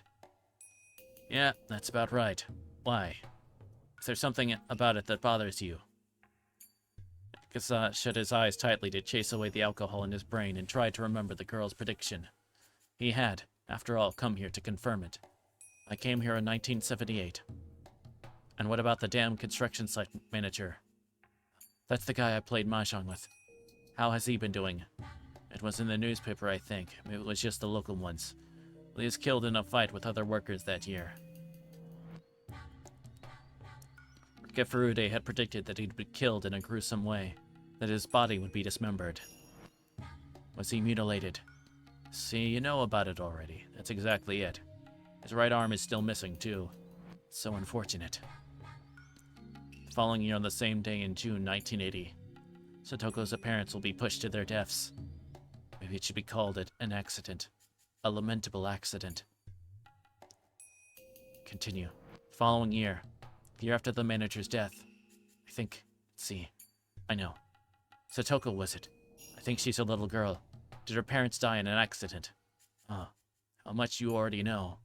That's right. The damn supporters of the Haojo couple fell off a cliff while on vacation. Though it still hasn't been confirmed if it was an accident or an incident. The following year on the same day in June 1981, my parents will be killed. The following year... yeah, Rikafurude's parents died. None of those incidents make sense. Sure know a lot about the curse of Oyashiro, as those incidents were made public because of pressure from the locals, so I'm surprised at how much you know about them. I can't believe this. But even you can't know about the following year, because starting with the 4th year in a row, we decided to investigate secretly. I think I know about it anyway. The following year on the same day in June 1982, Satoko's mean aunt will die. Her head will be smashed in. The following year, so that was last year, Satoko's son from earlier. Wasn't her aunt beaten to death? Shit, you're right. Gasaka, how do you know so much? I think I know who'll be killed the year after that. What? What are you saying? Besides, the year after last year means it's this year. I'll be killed. It will be in June of 1983. In other words, this month. Rika Furude will be killed. She and the others were at a loss for the words. Akasaka had talked about the 4 mysterious incidents. Although he had been far away, he belonged to a very special unit of public safety. It could have been possible for him to find out about their secret investigations. That's why it wasn't that odd for Akasaka to mention the series of mysterious deaths, even though he had been far away from Hinamizawa. However, not only did he know about them, but he also named the next victim. Oishi and his co-workers had sobered up entirely. Akasaka. It's getting late. Well, exhausted, so let me get to the bottom of this. What is it you're trying to say? Okay. All of this is what she told me when I was in Hinamizawa in June of 1978. What? Oishi couldn't believe what he was hearing. He was left speechless. I know it's hard to believe. When she told me back then, I thought she was just being a mischievous little girl. But she told me she was going to be killed in the 5th year running. In other words, she asked me to help her, I think. The main purpose of my visit to Hinamizawa this time is to find her and ask her if she still needs my help. Akasaka, I'm retiring this year. I want to take revenge on the people who killed the manager on the 1st year. I'll jump on any lead I can find. So let me just confirm this with you. What you just said isn't a joke, is it? If it is, you better tell me right now. I'm telling you the truth. Rikafurude told me this in June 1978. But at the time I didn't think anything of it, so I didn't tell you about it. Very sorry. No, you didn't know. If you had told me, I don't think I would have believed you. Only because it happened 4 years in a row do we believe you now. Oishi must have been thinking that if only Akasaka had told him that back then, he could have saved his friend. What the old man from forensics just said was right, too. Oishi wouldn't have believed him back then. And his friend would have died anyway, and Oishi would have been left with regret at not being able to do anything. It's true. I should be the one apologizing. Still, Rika Furude. Why Rika Furude? I don't know exactly what's going on in Himizawa right now. I read in the papers that the dam construction plan has halted indefinitely. That's why I assumed Himizawa's peaceful now. Dam conflict is over, yeah. Starting the following year, these mysterious deaths known locally as the Curse of Oyashiro started to occur annually. And it played out just like you said. I think she entrusted me with something really important. Wishi, let me ask you, do you think it's possible for Rika Furude to be killed this year? They say that the Furude couple was held in low regard for being so passive during the dam conflict. That might be reason why the curse fell upon them in the 3rd year. So I do think that Rika Furude's death, it's possible, isn't it? Wishi nodded slowly. I'm going to try to get in touch with Rika Furude tomorrow. I think the best thing to do is talk with her directly. Can I come with you, Akasaka? This story about Rika Furude sounds like something very important for me, too. Am I? You've been bearing quite the incredible gift. Getting a bit intrigued myself. Never thought I'd see the day when all the mysteries were solved. I have some questions, too. For instance, why did you tell me something that important? If she wanted help, didn't she ask the local police? Why me, a guy on a business trip from Tokyo? I bet she doesn't have faith in the local police. I'm a little unrefined. Rika probably doesn't trust me. Besides, there are people in connection to the Sonozaki family at the Okonomiya PD. In other words, she trusted me, the guy who came from Tokyo, more than anybody. Yeah, I guess. It's the case, Oishi-san. Please don't tell anybody else about this. Of course I won't. Anyway, let's head directly to Hinamizawa tomorrow and have a talk with Rika-san. We can start from there.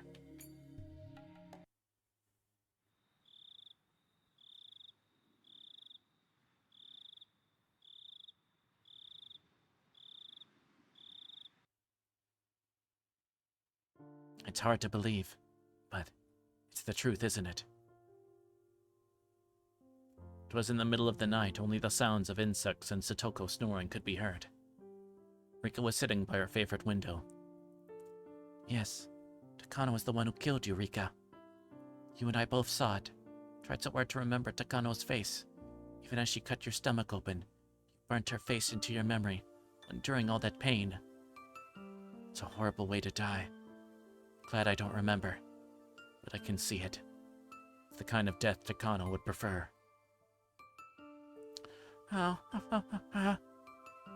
Still, I don't get it.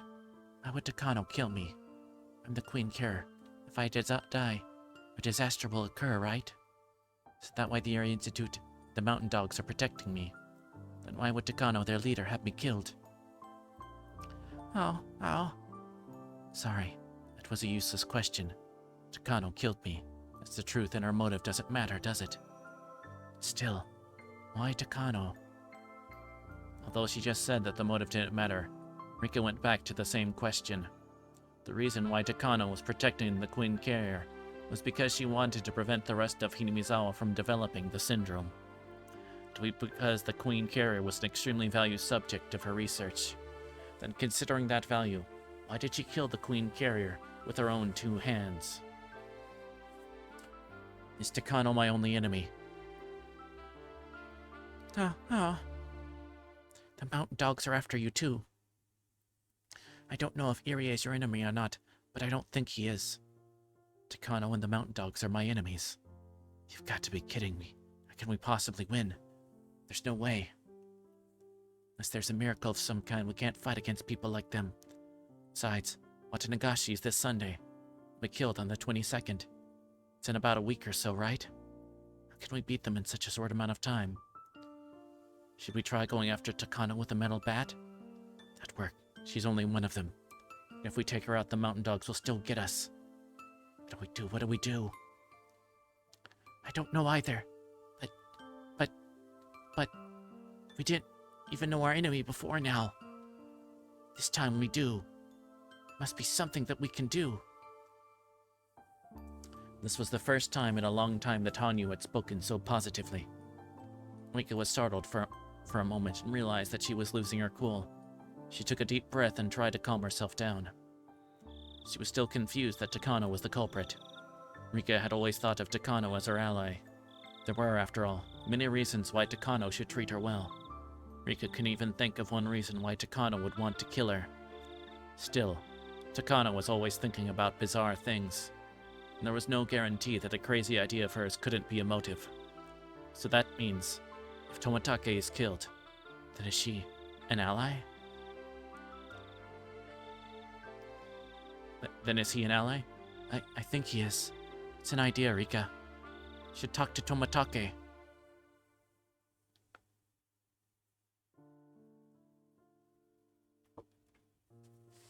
Takano was accompanied by the mountain dogs because of an organization named Tokyo.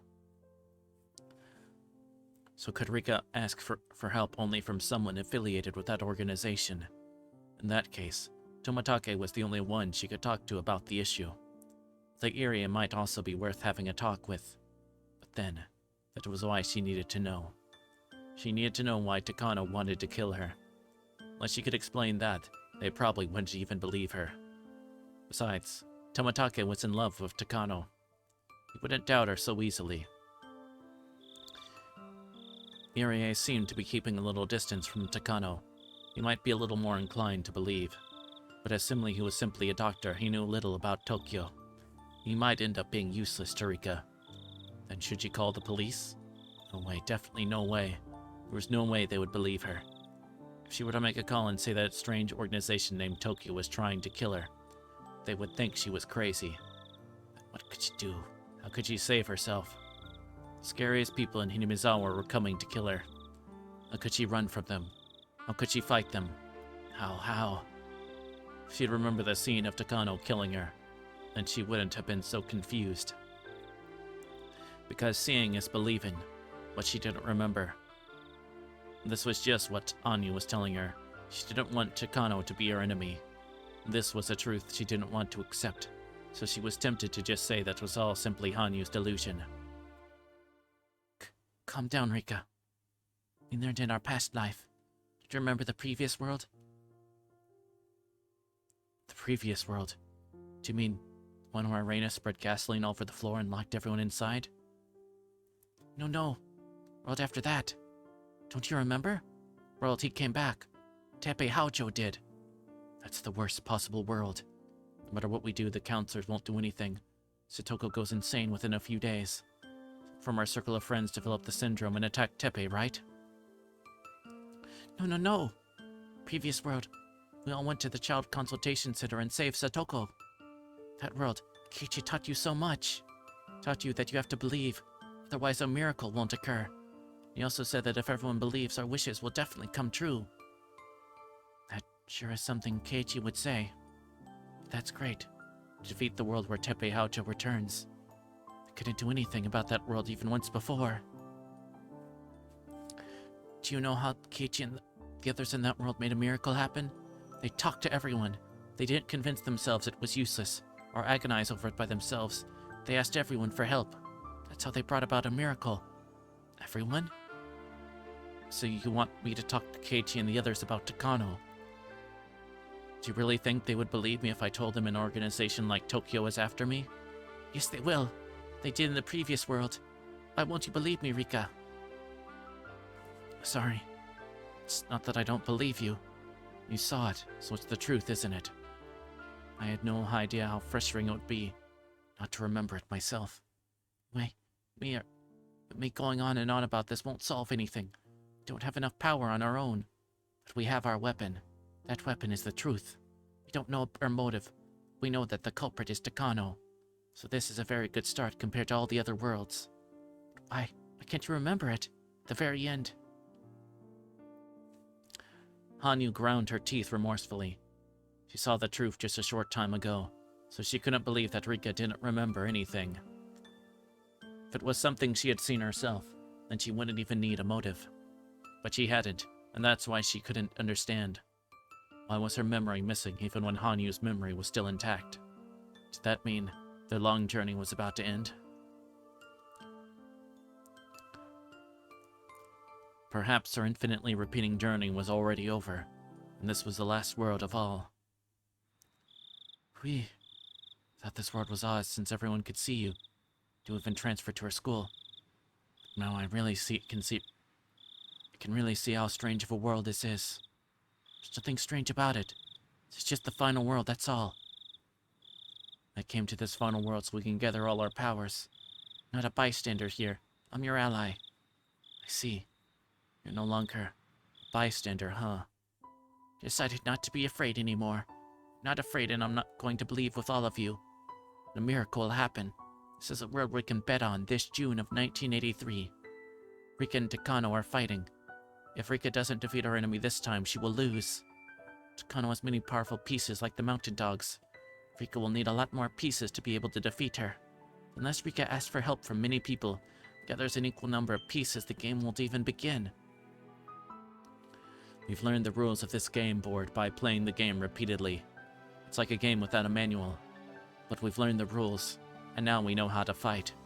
We're ahead in the game because we already know what pieces our enemy has. Rika, you have to get busy.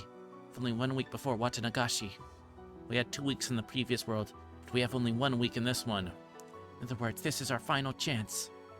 Okay, I think grieving is the word I don't remember. I should be grateful that you do. Because if you didn't, this final world would end while we ran about in confusion. So if I talk to Keiichi and the others in the right way, maybe they'll come up with some good ideas.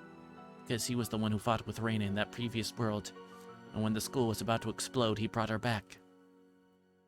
Exactly. Let's go to talk to anyone we can find. Too weak by ourselves. Let's gather people and think about what to do. We have to take our first steps towards the miracle. We have to do that within a week. Hanyu had never encouraged her like this before. She'd always pretended to be a bystander. She never wanted to go through the pain of failure. She never had expectations for anything. But now she was trying to intervene in this world so passionately and proactively. According to Hanyu, there had been another world after the one in which Reina occupied the school. Apparently, Keiichi really inspired her in that world. Rika had nothing to lose.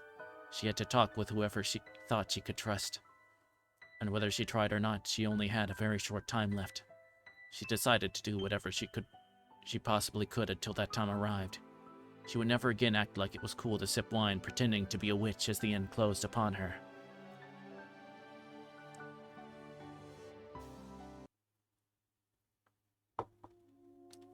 Hello. It has been a while. This is Nomura. Yeah, thank you for the detailed documents from the other day. Thanks to that data, and for the Ministry of Health and Welfare now understand how dangerous Hinamizawa syndrome is. It's the accomplishment of you and the late Dr. Takano. Well, I made sure that you receive your fair assessment is all. Anyway, I'll make sure the Prime Minister reads your documents. He's our leader after all.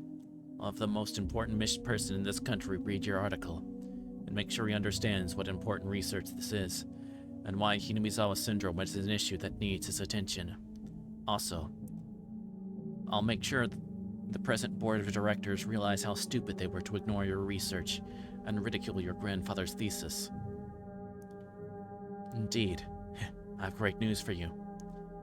We have decided that after the operation is completed, the actual location will be isolated and shut down, and another department of the SDF will take over the research.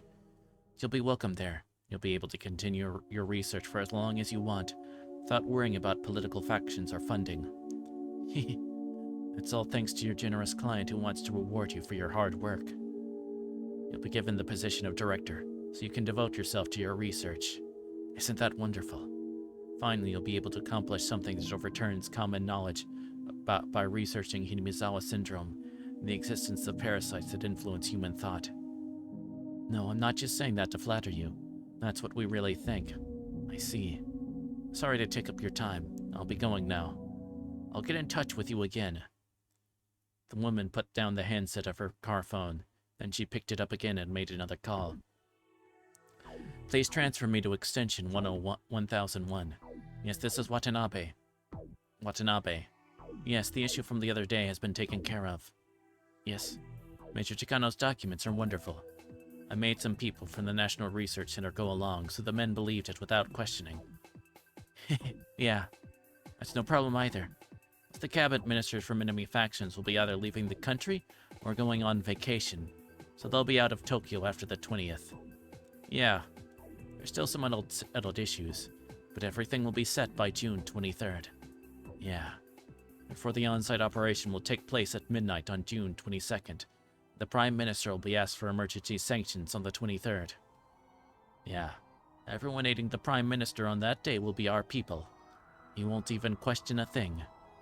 Yeah, I'm certain. Prime Minister will definitely sign Emergency Manual 34. Afterward, an investigation into Alphabet's duties will be taken up, and the Okuna, Chiba, and Old Koizumi factions will lose a great deal of sway. Yeah, that's right. It's only a matter of time before we succeed with the Asian Amity and Reconstruction Summit. That's true. There's more money to spend on developing domestic nuclear arms, or the Japanese-American alliance spanning the Pacific, than it would be more profitable for our nation to spend it on ODA toward China. The 21st century will be the era of China, with their nation claiming a good portion of the world's population. Japan gets nothing out of wagging its tail for the US anymore. Yes, I know. The 21st century is almost here. Yet we're still saying that communist is the greatest evil. Maybe we've been watching too many bad American propaganda movies. Yes, I understand. Okay, then I'll see you in Macau next week. Yes, I love to gamble. It was nice talking to you. I'll get in touch with you soon. The woman put down the handset of her car phone and took a breath. She smiled in satisfaction, then picked up the handset again. Give me the Chief Cabinet Secretary, please. Yeah, this is Maezawa. Yes, it's me, Chief Okuno.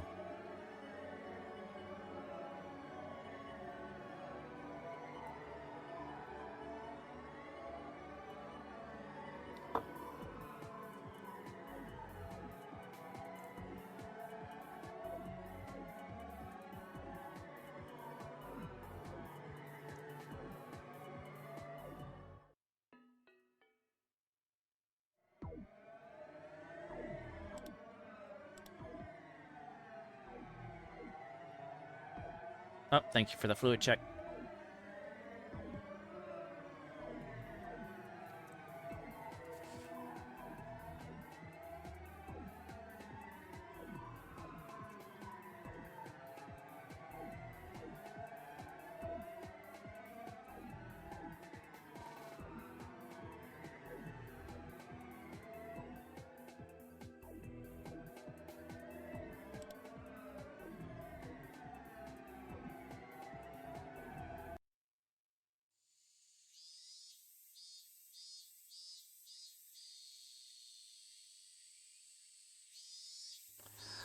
Wait, so if I get this so I think, okay.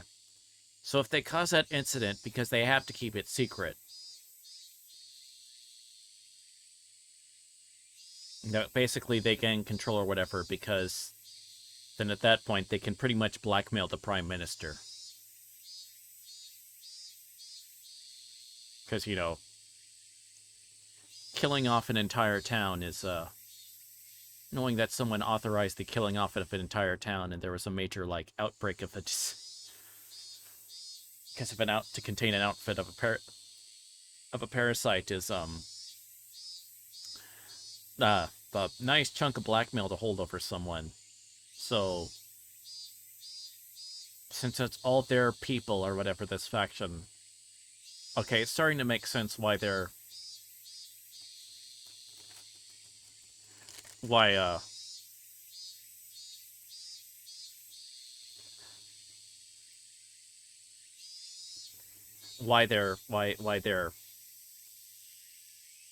want Takano to carry this out.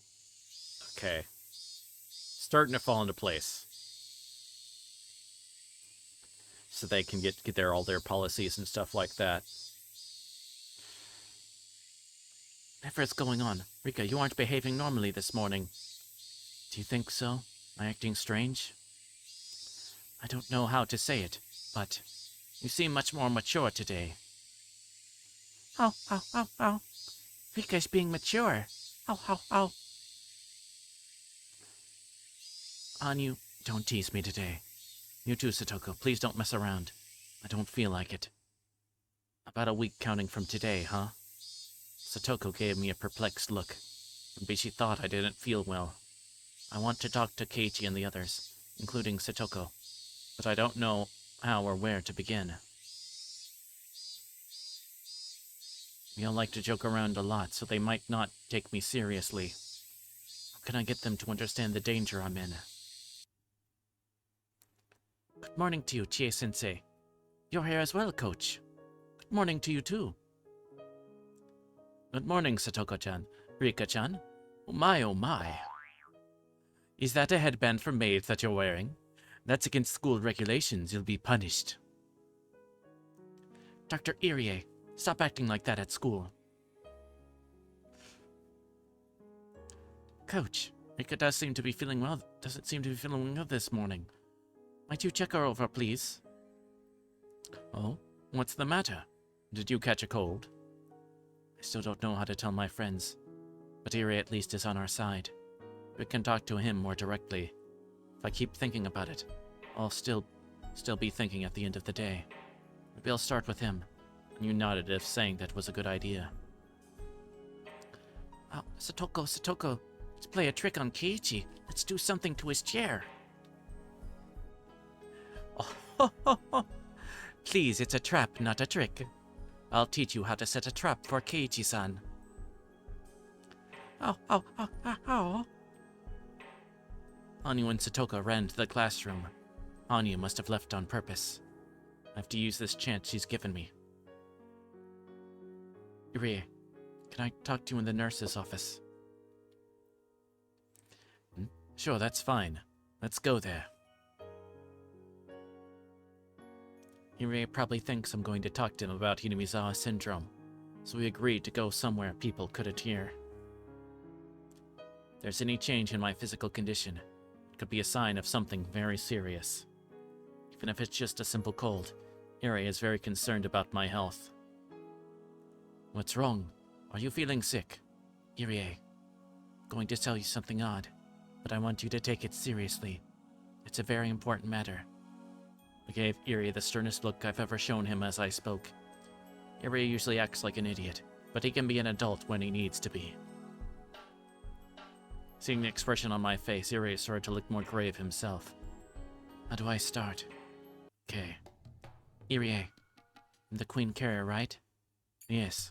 The parasite that lives in your body is different from everyone else's. What happens if I die?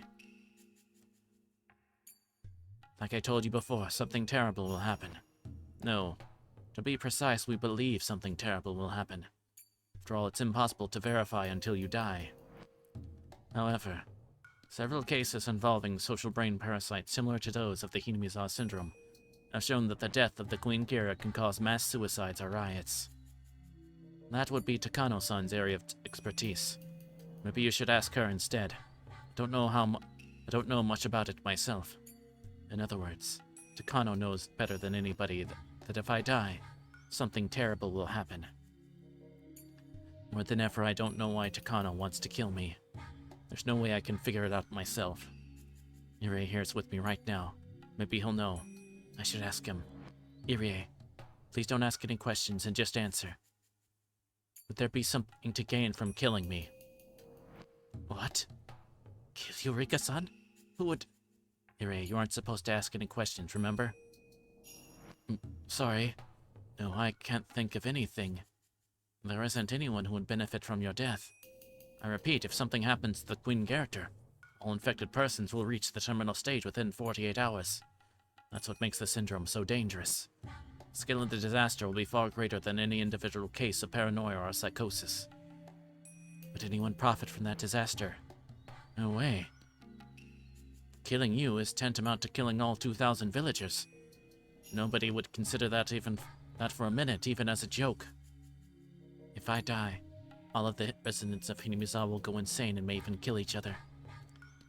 What a perfect ending for people who are descended from demons, huh? Could that be what Takano wants? Since she always talks about dangerous and bizarre things, it's obvious she enjoys cruelty. She always talks about how she wants to witness with her own eyes the raw brutality of the man-eating demon she read about in the dark history of Onagafuchi. It's possible that she wants me dead just so all the villagers will develop terminal symptoms. Of course, that's in the worst case. So if something happens to you, There's an emergency measure we're supposed to follow. Irie, you wonderful bastard. You dropped the... I think he dropped the big... She's about to drop the big... He just inadvertently dropped the biggest hint. I've never heard of anything like that. I've never told you this before. It's a rather unpleasant measure, so that's why I never mentioned it. The Area Institute's top priority is protecting the Queen Carrier. But if you die and all infected persons develop terminal symptoms, we're supposed to go ahead with this contingency plan. That's understandable. If all 2,000 villagers were to go insane, no guarantee that devastation would remain within the village. Obviously, it's a good idea to be prepared for the worst case scenario. There are these things called emergency manuals. Among them, the one for the worst possible disaster, in other words, in the event of your death, is called Emergency Manual 34. What happens with that? Before the villagers go inside, they'll be exterminated. To be exact, a special unit from the self-defense force will seal off Hinamizawa and kill the villagers using poisonous gas. I've never heard of that before either. Sorry, I don't really like talking about it. I've been interested in things that happen before I die, but not in things that happen after I'm dead. This disaster only takes place after I die. I had no idea that something like this occurs every single time. Or rather, I'm the cause. If the enemy is capable of erasing an entire village, then killing a little girl like me won't be a problem at all. Hanyu is telling me to just talk to everyone. Can I really stand against an opponent like that? Anyway, the existence of this emergency manual changes everything. Takano's motive no longer makes sense. I thought our goal was for all the villagers to go mad and slaughter each other like demons. But according to Irie said, that wouldn't even happen. The villagers will all be killed before it does. Not Takano, so I can't be sure, but I don't think that would be fun for her. It doesn't make sense to kill me for that purpose, especially since we've known each other for such a long time. Do you think it's possible for Takano and the Mountain Dogs to kill me? Don't be stupid. That's just impossible. Takano's #1 priority is to protect you, and one of the Mountain Dogs' main duty is to watch over you. That's simply unthinkable. Irie, even so, supposing Takano wanted to kill me, can you think of a motive for her doing so? No, I can't. She knows better than anybody about the dangers of the Queen Carrier. Besides, as you're well aware, she's very passionate about our research into the syndrome. Killing you would put an end to that source of her passion. But Irie, Misawa syndrome is supposed to be eradicated within 3 years, isn't it? In other words, going to destroy the disease. What does Takano think about that?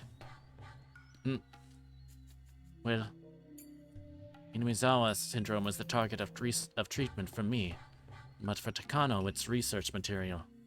Actually, she's strongly against the plan to eradicate it within 3 years, and she's even made a trip to Tokyo to request an indefinite extension of the project from the board of directors. She wasn't successful, though. So what you're saying is that Takano wants to continue her research, but Hinamizawa syndrome is going to be eradicated within 3 years. So Takano is going to lose the subject of her research, isn't she? I guess you can say that. I think I see something here. The Erie Institute isn't a small organization. It's being managed by a lot of people and it receives a great deal of funding. That's the only way they can even research the syndrome. So if the Erie Institute is planning to put an end to the research within 3 years, there really isn't much Takano can do about it. If it's all going to end anyway, then maybe she wants to shake things up. No way. Something like that can't possibly happen. But you know how she is, right? She would do it. She would kill me if she wanted to, don't you think? No way. No way. Something as horrible as that just isn't possible. I feel like I'm starting to see Takano's motive, but it seems like there must be more. After all, the project will continue for at least 3 additional years. It's possible during those 3 years Takano's request will be approved, and their research will get an extension. In other words, the research is guaranteed to continue for a minimum of 3 more years. Given those 3 years, why is she so desperate now? Besides, I'm always killed in June 1983. The date may change, but the month won't. It must be the result of her strong willpower. It would be one thing if their research was being terminated immediately, but she still has 3 years. She's still getting desperate. Her motive is too weak. She must be possessed of the strong conviction that it has to be June 1983. After that, no matter how I questioned Irie, he would keep repeating there was no way Takano would kill me. So I didn't see how he could be of any more help.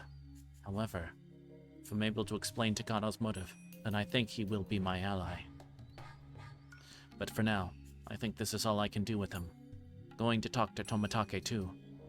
Tomitake is a lot closer to Tokyo than Irie is. Maybe he can tell me something Irie can't. I hope I can learn some important things from him too, enough to convince him that Takano has a strong enough motive to kill me. Tomitake should be visiting Hinazawa around this time. He spends a lot of time with Takano, but he often takes walks by himself to enjoy photographing birds too. I'll try finding him when he's not with Takano and talking to him then. Although, Tomitake does have strong feelings toward Takano, I'm worried he won't listen to me as seriously as Irie did. Thank you very much. Going to go back to the classroom. If you find out something about Takano, please let me know. Rika-san, why do you think Takano was trying to kill you? You haven't developed symptoms, have you? If you're doubting me, then would you like to run a test right now? I said some terrible things out of the blue, so I don't blame him for becoming suspicious. However, thanks to the rapid diagnostic test Irie developed at this point, it was easy to prove with a syringe. I just had to submit to the needle to show that I haven't developed terminal symptoms. The results were negative, of course. It's just impossible for Takano to... just impossible. Now, Irie believes that there's a possibility that Takano was trying to kill me. I think he at least maybe is like suspicious and is concerned about it, which is good at the moment. I left the nurse's office. Hope Irie will grow curious about Takano and try to find something out about her. How was it, Rika? Find out anything? Yes and no. It's hard to say. There are a couple of interesting things. One is how the Irie Institute is trying to eradicate the syndrome within 3 years. Takano doesn't like the idea. She went to Tokyo to petition for the continuation of her research, but they refused. That might cause her to become desperate. The second is this thing called Emergency Manual 34. Supposedly, if I die, that will be executed and the whole village will be murdered by poisonous gas. Oh. They say that when I die, the villagers will develop terminal symptoms, right? First I thought that Takano wants me dead because she wants to see that happen. Since there's an emergency manual, the village will be long gone before then. So that can't be her motive. Every time I ask Irie, all he says is that it isn't possible. According to him, Takano understands the importance of the situation better than anybody. Therefore, she doesn't have any reason to kill me. Oh. I know. I've only asked Irie so far. It's possible we can learn more information or wisdom from other people too. That's right. Unless we bring everyone's power together, a miracle won't occur. We need that miracle to defeat our enemies. It's almost lunchtime. There'll be a good chance to talk to everyone. Though, the problem is whether or not they'll take it seriously when I talk to them. Once I start talking about Secret Society Tokyo, they'll obviously ask what manga I'm talking about. I need to figure out a good way to discuss it so I avoid misunderstandings. Oh. I think it'll be better to be honest with them without really thinking too much about it. Do you really think so? Yes. Let's just try. Tell them in the way I'll teach you. I'm sure they'll take you seriously and help you out. I'm still not sure, but Hanyu seems very confident. Hanyu has spent her life observing various people. She had never talked to Mion directly before this life, but she knows her better than I do. I talk to everyone during lunchtime in the way that Hanyu taught me.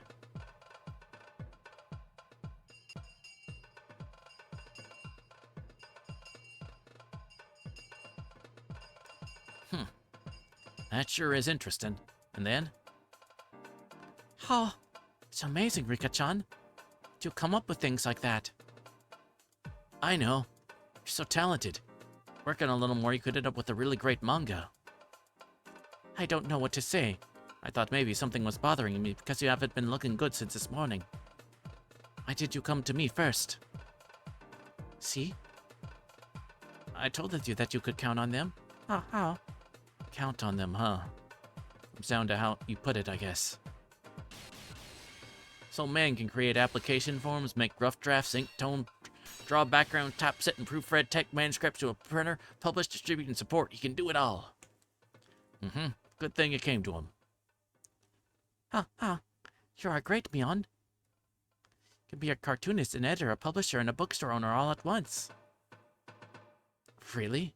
My dad says things like that too. Is doing everything yourself in style now? Curious about what kind of comic Michan would write. I'm curious. I have a suspicion that what she would if she were, but I'm not gonna say it. On the grounds that I might incriminate myself.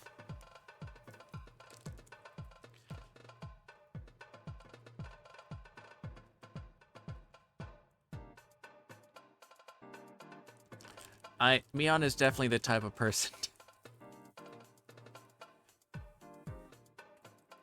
that would do like links to send you a link to, hey, you should read this thing I've got. Then to bring about instant regret on the person.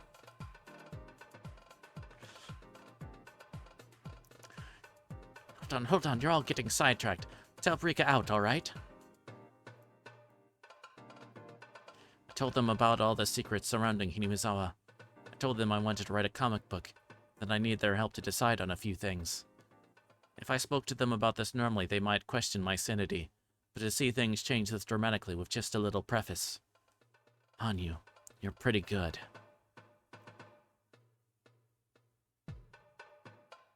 Anyway, so if this Queen Carrier dies, the village will be destroyed because of some emergency measure. That's the focus, right? My goodness, really was someone like that. She had better be very careful. Mistaken, poof, the whole village would disappear.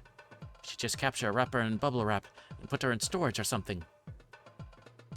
But she gets killed, right? They know her death will create a disaster. Why would they kill her? Why? It's just it. Let people at the research center know what will happen. They're still trying to kill me, I mean the Queen Carrier. I just can't think of a good explanation for why. I kind of see an outline of the motive, though. They actually find a hint without knowing any of the actual details. That's so simple. The fact that the entire village gets destroyed if the Queen Carrier dies is motive in and of itself. Mion laughed as she casually voiced what was on her mind. But Mion, this villain wants to research the disease more, so there's no way she put it into it herself. Oh. That's not a big problem. Just set some masterminds pulling strings behind that villain.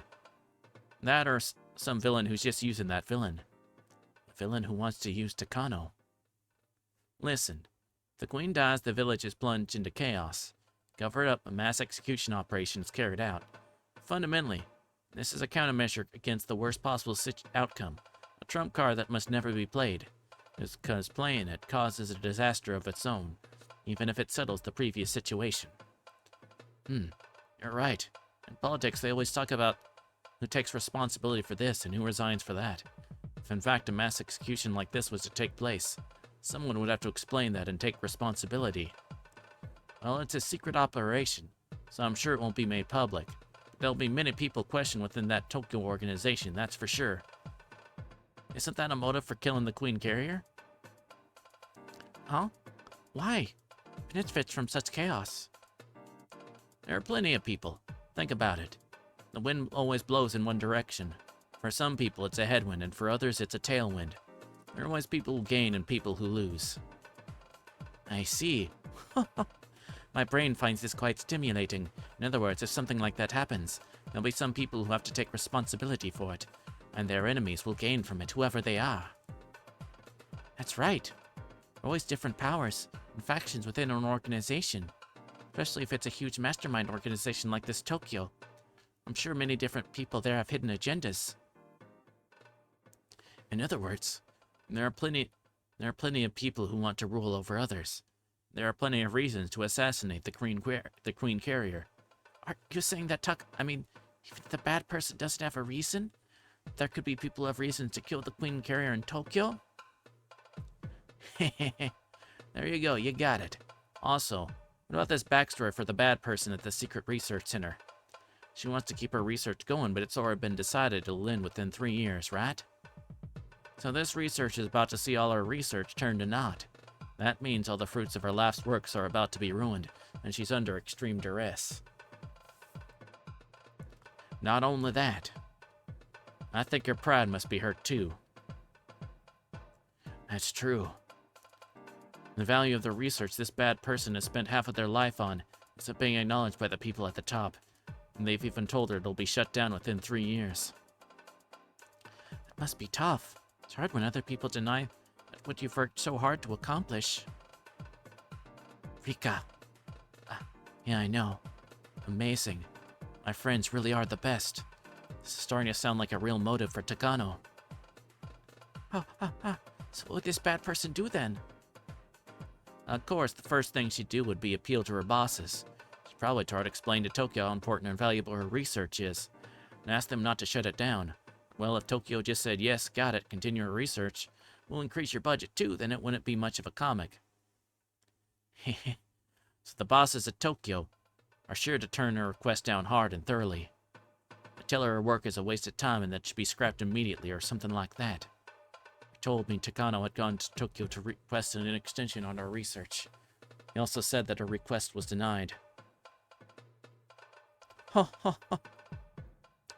you imagine her anger at having her life's work mocked by her superiors? There are then only 2 options open to her. Satoko, what are they? That's easy.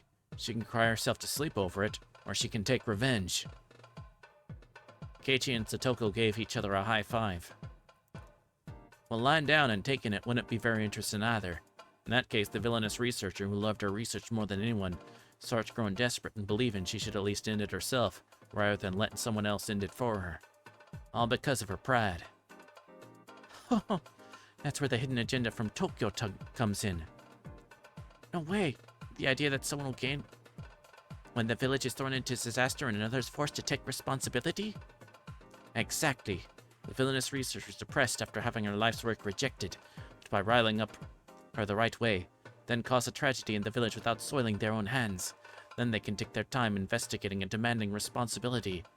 Well done. See? That's right. There's more. This villain is depressed after having her life's work rejected, right? So then one of the young leaders plotting to kick another member of Tokyo down and climb the ladder dispatches his own agent to entice this villain. She's depressed because her reason for existing was trampled on, right? Someone tells her that he believes in her and such, she'll fall for it easily. The stronger a person's pride is, the easier they fall for that kind of encouragement. That means the bad person is simply being used by our evil masterminds. Well, this happens a lot in action shows. You know how, like, someone devotes his life to an evil organization, but after one mistake, he gets eliminated? But in this story, the evil researcher has to be eliminated for sure, right? For the masterminds, there's no point in letting her stick around. That's right. This poor bad person, she thinks she has gotten an evil little part to play, but at the end, her last work is insulted. She gets used by the masterminds, and after all that, she gets killed.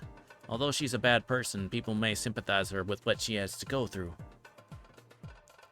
But I guess that's what makes a story interesting. Don't you think? Maybe we can use that on the next issue. Hanyu and I could only listen to them talk. They're truly amazing. They really are. It is very possible, especially if I think about Takano's character. Come to think of it, Eri kept repeating that isn't possible a whole lot. Which means those words could be a reflection of how possible it might really be.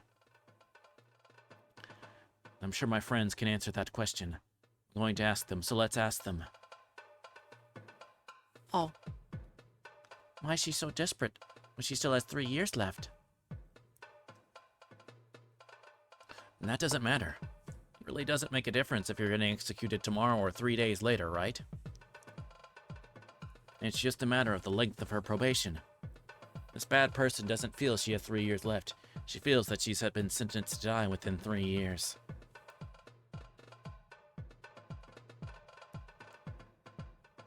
That's just what the masterminds want. And they're the ones controlling this bad person. I think it's the masterminds who want to destroy the village at this particular time, not the bad person. This is a huge operation, you know. It has to succeed. The death of the Queen Carrier isn't their only key to success. Whoever is at the top has decided to go ahead with the emergency measure. The responsibility issue, after the operation aside, they have to take care of things like preparation, or rather, they have to figure out the perfect time to do the most damage. After calculating all that, I think they're going to get on with the operation now that the project has only 3 years left. So in the end, after this bad person gets used, she is eliminated. She's the villain, but I feel sorry for her. I see. Ah. Okay, let me move on to the most important thing. To defeat them, how can the Queen Carrier girl fight back? She's the main character in my story. Huh. That sounds interesting. The girl they're trying to kill has to run from the evil people, right? Depends on how you serialize it. Went a long series coming up with new pursuers and assassins one after another. Will let you go on for a long time. If possible, we want a short-term and concentrated series. I burst out laughing at Hanyu's metaphor. Okay, we just have to take care of the bad person quickly and shoot for a happy ending. It's more exciting to fight than to run. The main character is just an ordinary little girl, right? How can she fight? Girls nowadays aren't powerless. She might appear to be a cute, weak girl, but she has secret hidden powers. She's an S-rank hunter with the blood of royalty, and her nickname is the Ebony Fallen Angel. How? Sounds like the lame original character of some middle schooler.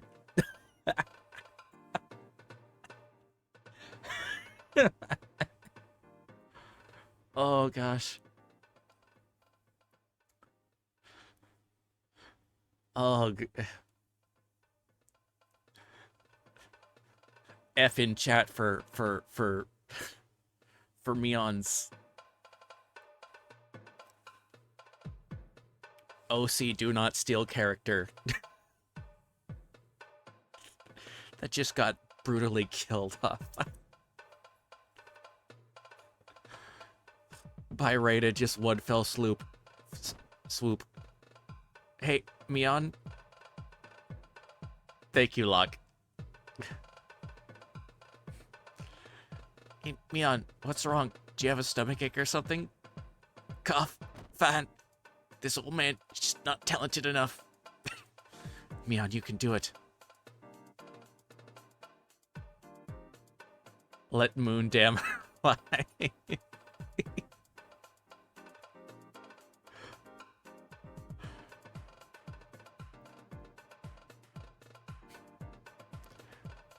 Wow, don't know exactly what Mion is trying to say. You know, the main character is a weak little girl. She doesn't have any special powers. If anything, she's good at acting innocent. Also, she's mean and she abuses me with spicy food. That sounds good. I'll try that starting tonight. Oh. I see. So she's just a regular girl, huh? But a story where a character like that beats such a conspiracy is going to be difficult. No way, it's impossible. She couldn't win without at least getting a variety of weapons and skills to operate a radio and a helicopter. None of that, her professional cyberlist underwent special forces training with the Soviets.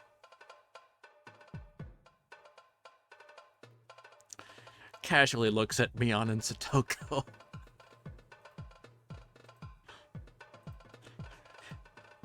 Cause Mion, I think it's been mentioned that that specifically of like the I meant let Mion live. No worry.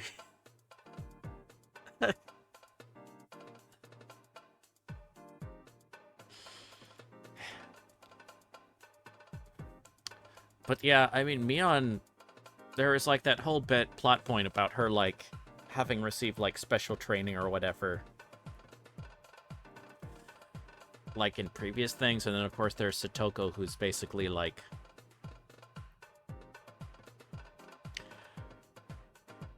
F for Sophie for.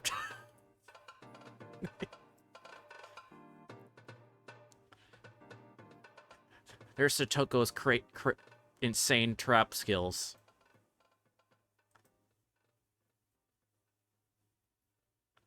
That or someone capable of causing confusion in their ranks with just a truck and a few weapons once they're in the jungle. Yep. That's Mion and Satoko. I have a feeling that if Mion and Satoko were the main characters' friends, they'd solve the problem, right? I knew it. Frickin' called it. Huh? This old man? Sure, if he was a character, I'd change the whole story. My fighting techniques and leadership skills are unparalleled. Plus, if the story took place here in this village, my familiarity with the area is top-notch too. Besides, anyone who makes an enemy of Satoko is as good as dead. Ain't I right? I don't know what kind of secret unit this bad person has, but they're nothing compared to my traps. The main character and I barricaded ourselves in the hills. No enemy could lay his fingers on her. Yeah, she holds up with Satoko in the hills behind us.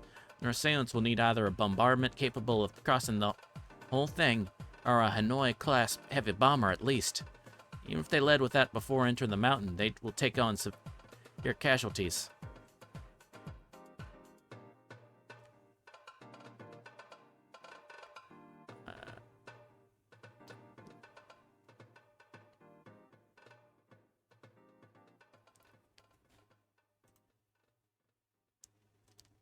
Hold on one second.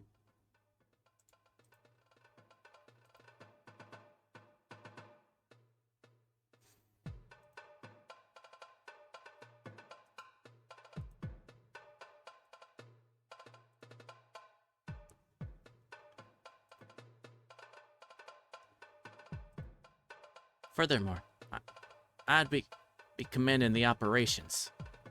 Well, her assailants better be prepared for casualties on par with the Iwo Jima landed. Right, Satoko? They better bring a nuclear warhead if they want to fight me in the hills. True.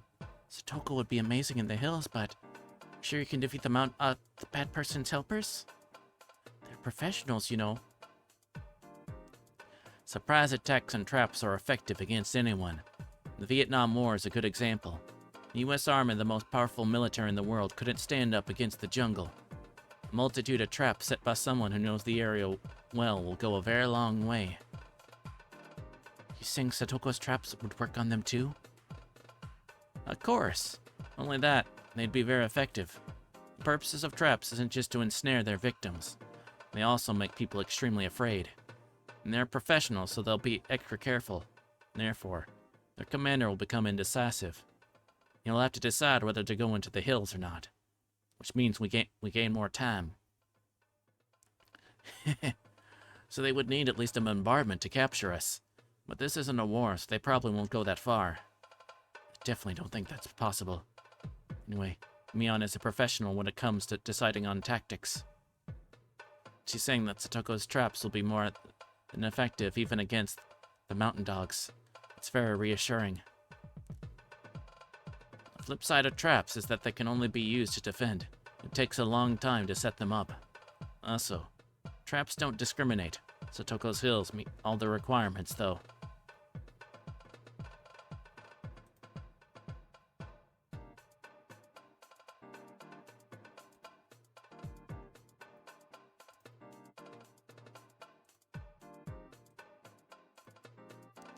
That's true.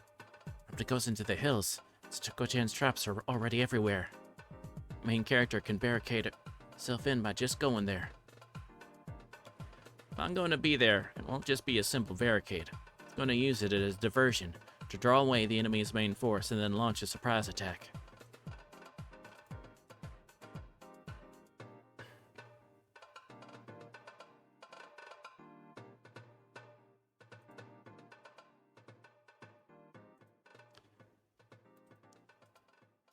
Impelling them at the beachhead is the height of hard-headedness.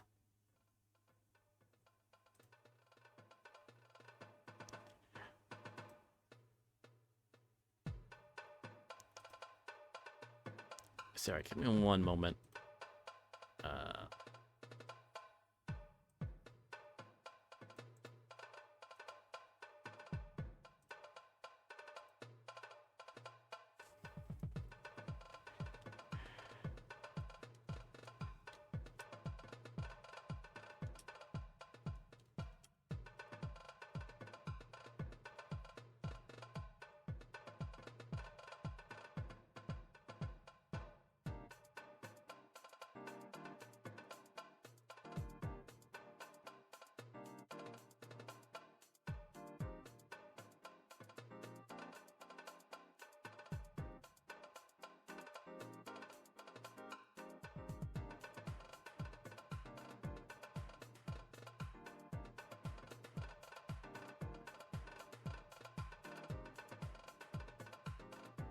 Okay, we're good now.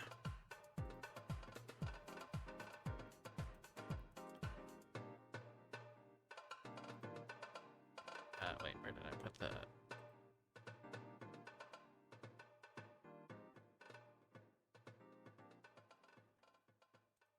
Sorry, I had to put a message or whatever, because I think we're having issues with, I think a bot appeared.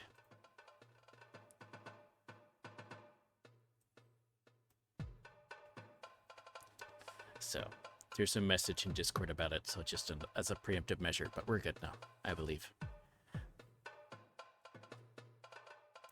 Huh. Mi-chan and Satoko-chan are so cool. But Keiichi-kun and I are left out. And all of us will be the main characters. We'll fight them off together. There you go. Oh, that's better. Now that we're all in it, it sounds like this is the club's members versus an evil organization, huh? I don't know what kind of a bad person it is, but I feel sorry for her and her friends. Though I don't know how powerful they are. Fighting face to face is one thing. If we use our knowledge of the terrain, they have no chance of winning.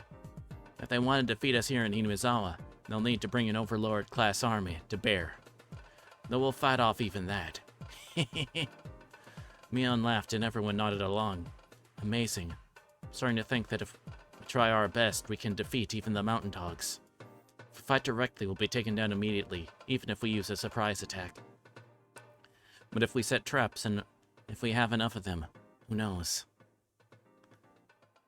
See, Rika? Friends are very reliable. You're right. I don't know why I never told them anything until now. If it's something you can't do alone, you can do it with your friends. Even if only a miracle can make it happen. If we all try our hardest, it can be done easily. That's what a miracle is. Heart is pounding. What is this emotion? I feel like nothing is impossible if I work together with them. Hani told me that in a different world they defeated the worst scenario of all, the one where Tepe comes home.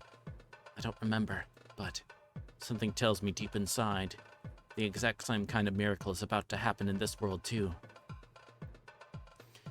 Me. And everyone else too. We want a lot more ideas. Can we defeat this conspiracy? Please tell me a lot more.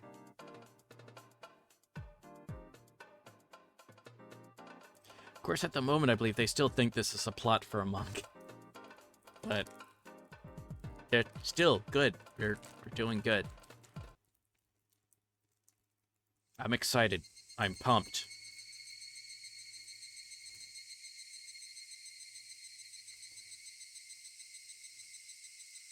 I'd only asked for Tomatake. But Irie had come with him. Irie must be bothered by what I told this morning, but he can't come to a conclusion on his own, so he wants Tomatake to listen to me too. After saying that he wouldn't interrupt us, Irie sat down a little distance away. I heard from Director Irie. Are you suspicious of Takano-san? She knows better than anyone that your death would cause a disaster. And besides, Takano has been good to you and Satoko-chan, right? And to say this about her now, don't you think that's a little ungrateful? I expected this from Tomatake. If he was in the same mood I was in this morning, I probably wouldn't have continued. But having expected this, I'm able to continue without getting upset. Tomatake, please be honest with me.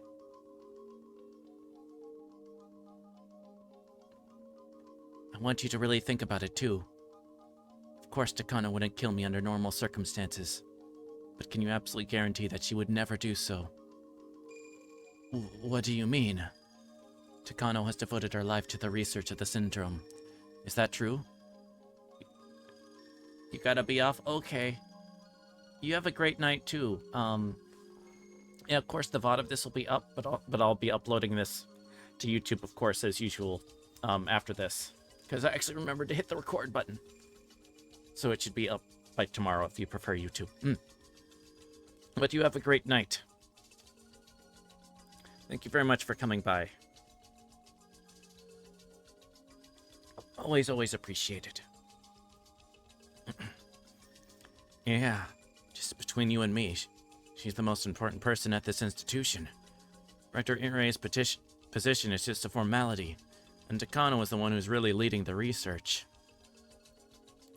And this is supposed to be a secret, but the syndrome was discovered by her grandfather. Takano respects him greatly, and she opened the Irai Institute so she could continue and complete his research. So how does she feel now that about being told that the project will be shutting down within 3 years? Takano even went to Tokyo and requested an extension, but it was denied, right? Couldn't you say then that the meaning of her life itself is being denied? Do you think she's hurt? Rika-chan, did you hear all that? Tomatake went silent for a moment. He must have realized that I'm not just saying random things. It is true that Takano went to see the board of directors, that she was evaluated extremely poorly. According to what I've heard, they really ridiculed her work. She was told that the research project was a waste of money. She's been acting normally, but I think she was really hurt by it, yeah. See? So I can be sure she won't become desperate, that our research is going to be shut down anyway. No, not Takano. That's impossible. That's the same thing that Irie said. He kept saying it was impossible, yet he couldn't deny it completely. He's repeated the same phrase over and over to refute that possibility. In fact, even though we know Takano is the enemy, we can only guess at her motive. The way to find out is to tie her down and make her confess. But there is meaning in making Tomatake become suspicious of Takano. It's even important to do that, so that he'll become my ally. Of course, this is also a strategy devised by our club leader. It's rather a scary thing to imagine, but Takano won't gain anything from your death. I can understand her becoming desperate, but she has self-control. Time heals all wounds. Isn't it easier to deceive the heartbroken? Deceive? What do you mean? Tomatake, if I die, something terrible will happen, right? An emergency man will be executed, and the whole village will be destroyed.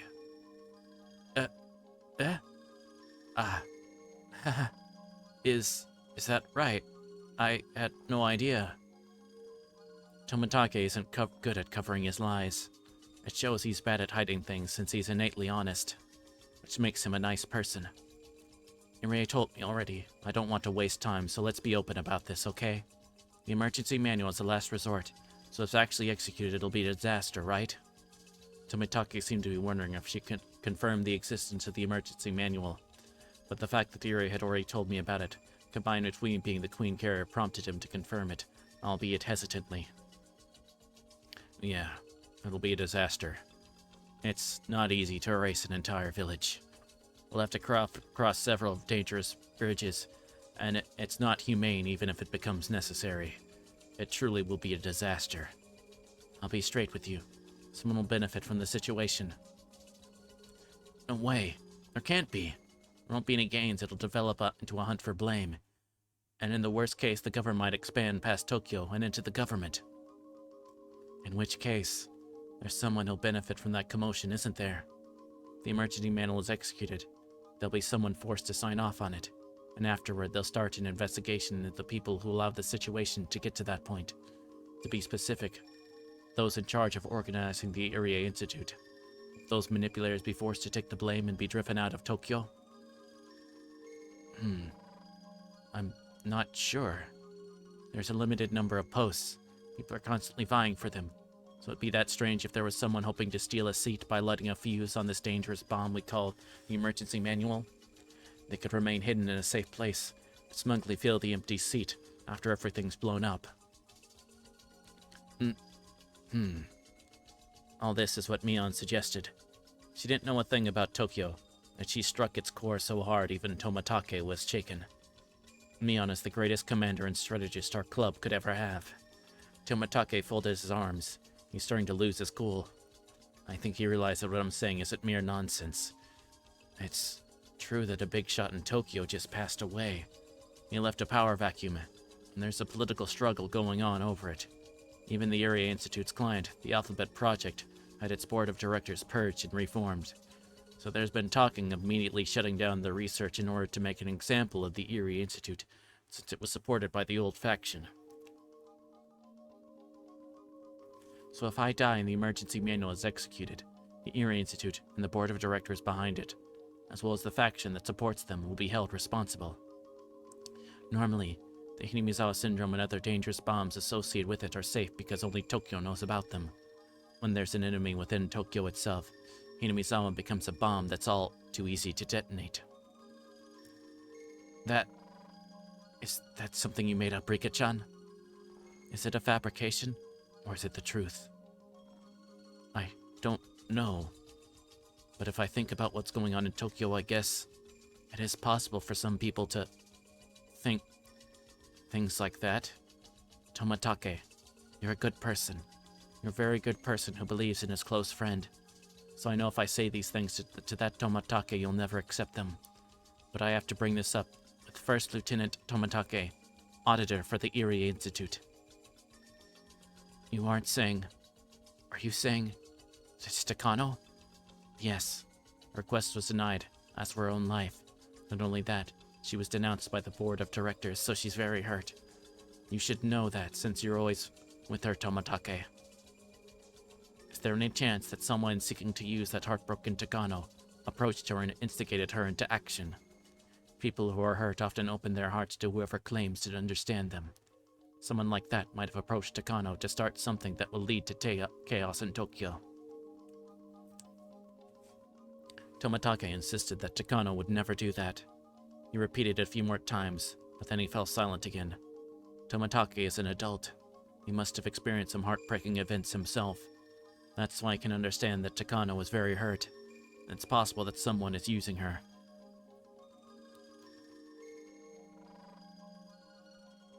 I understand what you may want to say.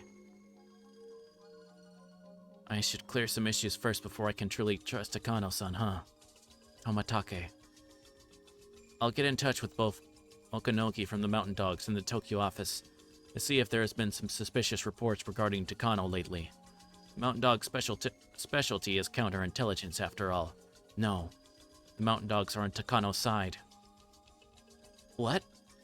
This is someone who persuaded Takano. Of course, they've taken measures for the Mountain Dogs as well. That isn't impossible.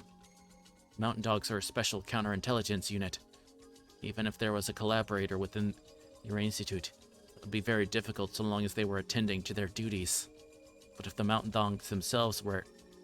Can that be... But... Tomatake, please look into both Takano and the Mountain Dogs. Irie is on my side, but he doesn't know too much about Tokyo. That's true. I'm just a researcher. I know my position is just a formality for their convenience. That's why I can't clear Rika-san's suspicions by myself. I understand. I've been told there's a possibility the Erie Institute could become rebellious. That's the reason why I'm here. I'll start investigating Takano and the Mountain Dogs right away. Thank you for believing me. It's the first time you actually have. I've been laughed away in many worlds. Tomatake finally listened to me.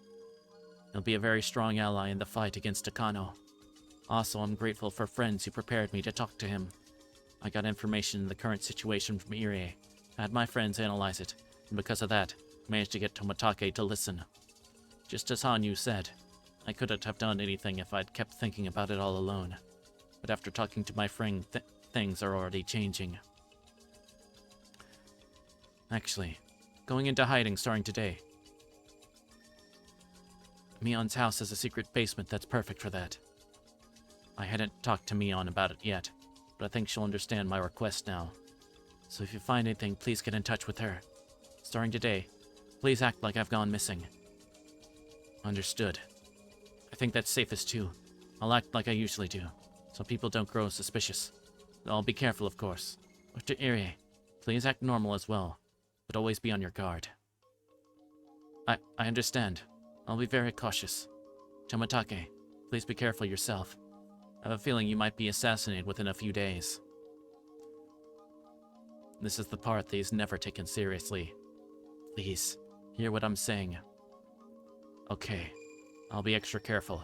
Thank you. Then Tomatake turned around all of a sudden. Irie and I sensed something odd from his behavior and grew tense. Then, we heard some footsteps. Been so careless, did somebody overhear us? Did Chikano and her people hear what we were saying? It's Oishi. Hello. An interesting group. Dr. Irie, Tomatake, and Rika-san. I've been to Imnizawa quite often, but I've never seen you three together before. Oh. Hello. Oishi-san. Is today the meeting for the day for Watchnagashi? It's still so early.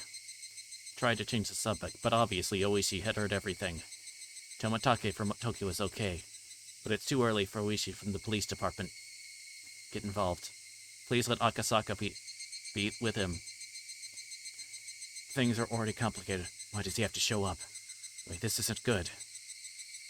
Well, I went to your house. Haojo-san told me you were here. And I happened to run into your secret meeting. Sorry to bother you, though.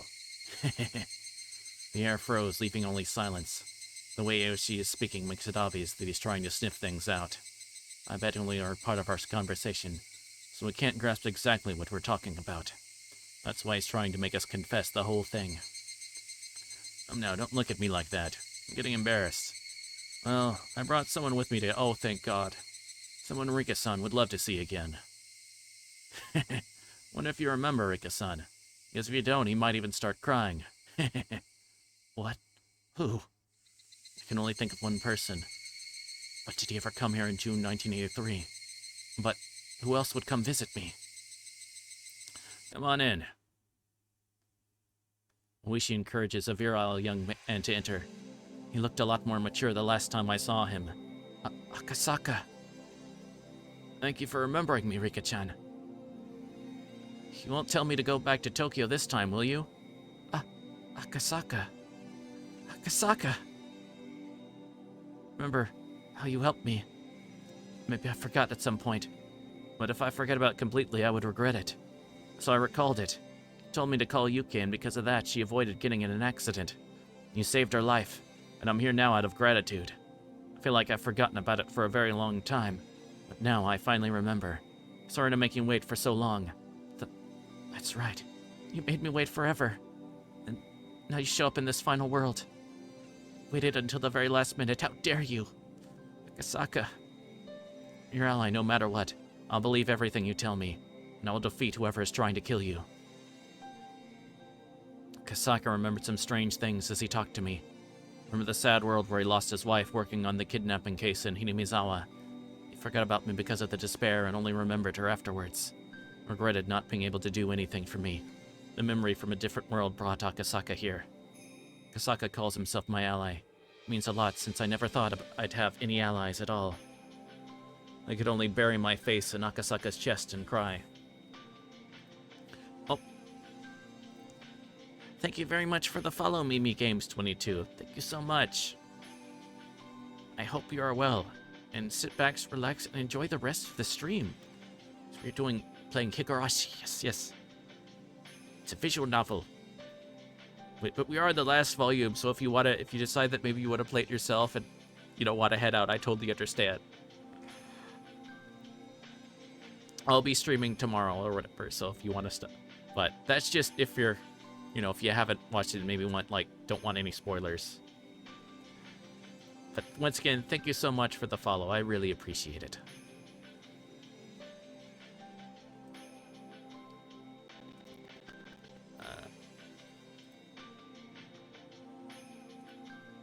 me see. Where's the...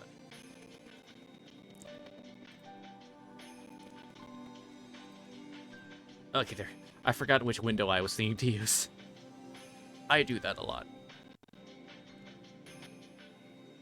It's not like I've been streaming for like close to a year and a half now. Wait. If I started in January... Actually, it would be a year and a half, pretty much. Yep, okay. Year and a half, still can't remember what...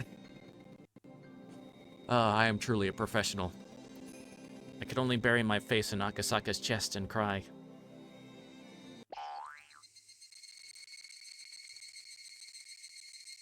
I haven't seen anything. I don't know anything about you having such a young wife, and and your wife's back in Tokyo. Nope, don't know anything.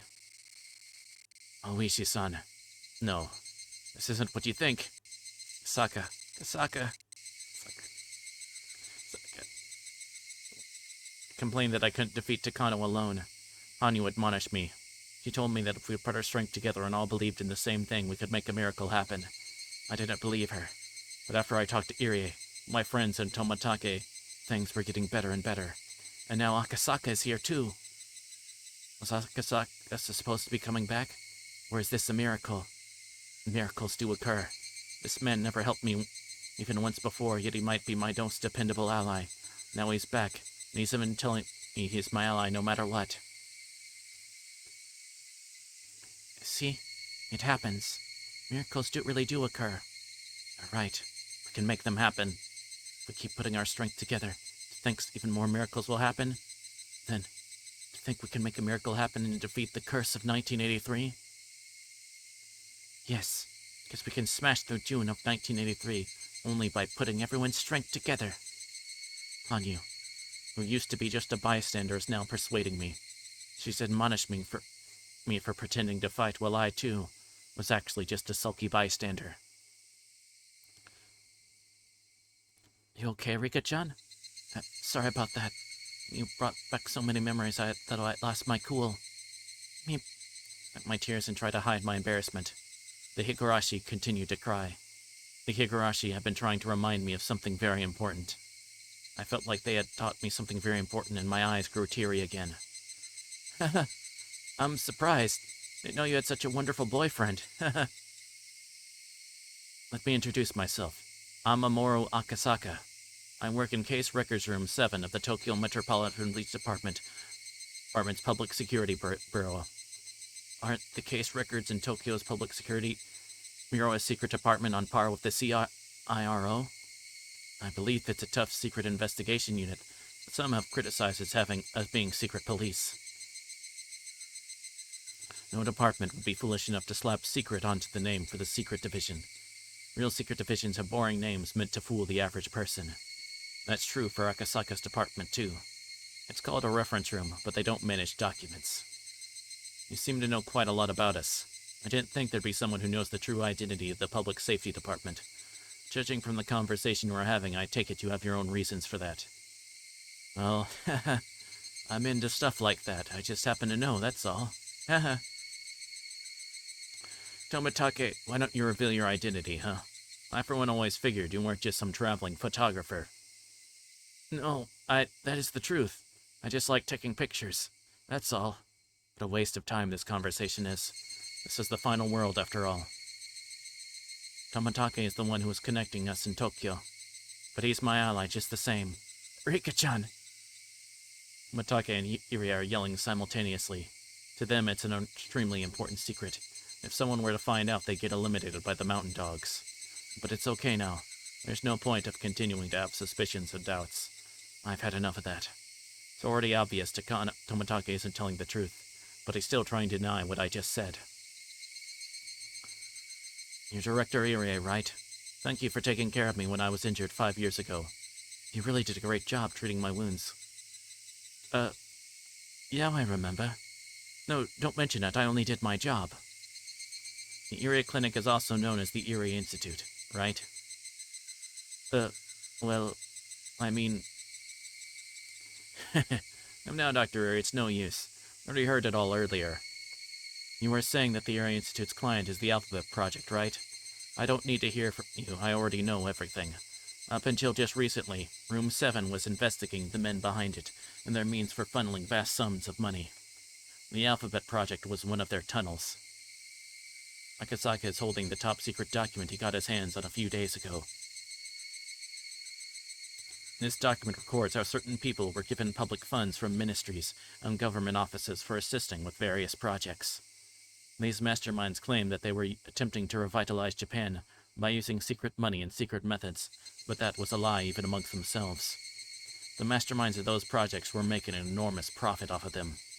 If that became public knowledge, Japan would be shaken to the core and the government would be overthrown. That was what they were told, and that was the reason why the investigation was discontinued. First of all, I want to tell you one thing. The investigation by Room 7 has been shut down, and we are no longer working on the case. So I'm simply telling you what I found out in the course of an investigation.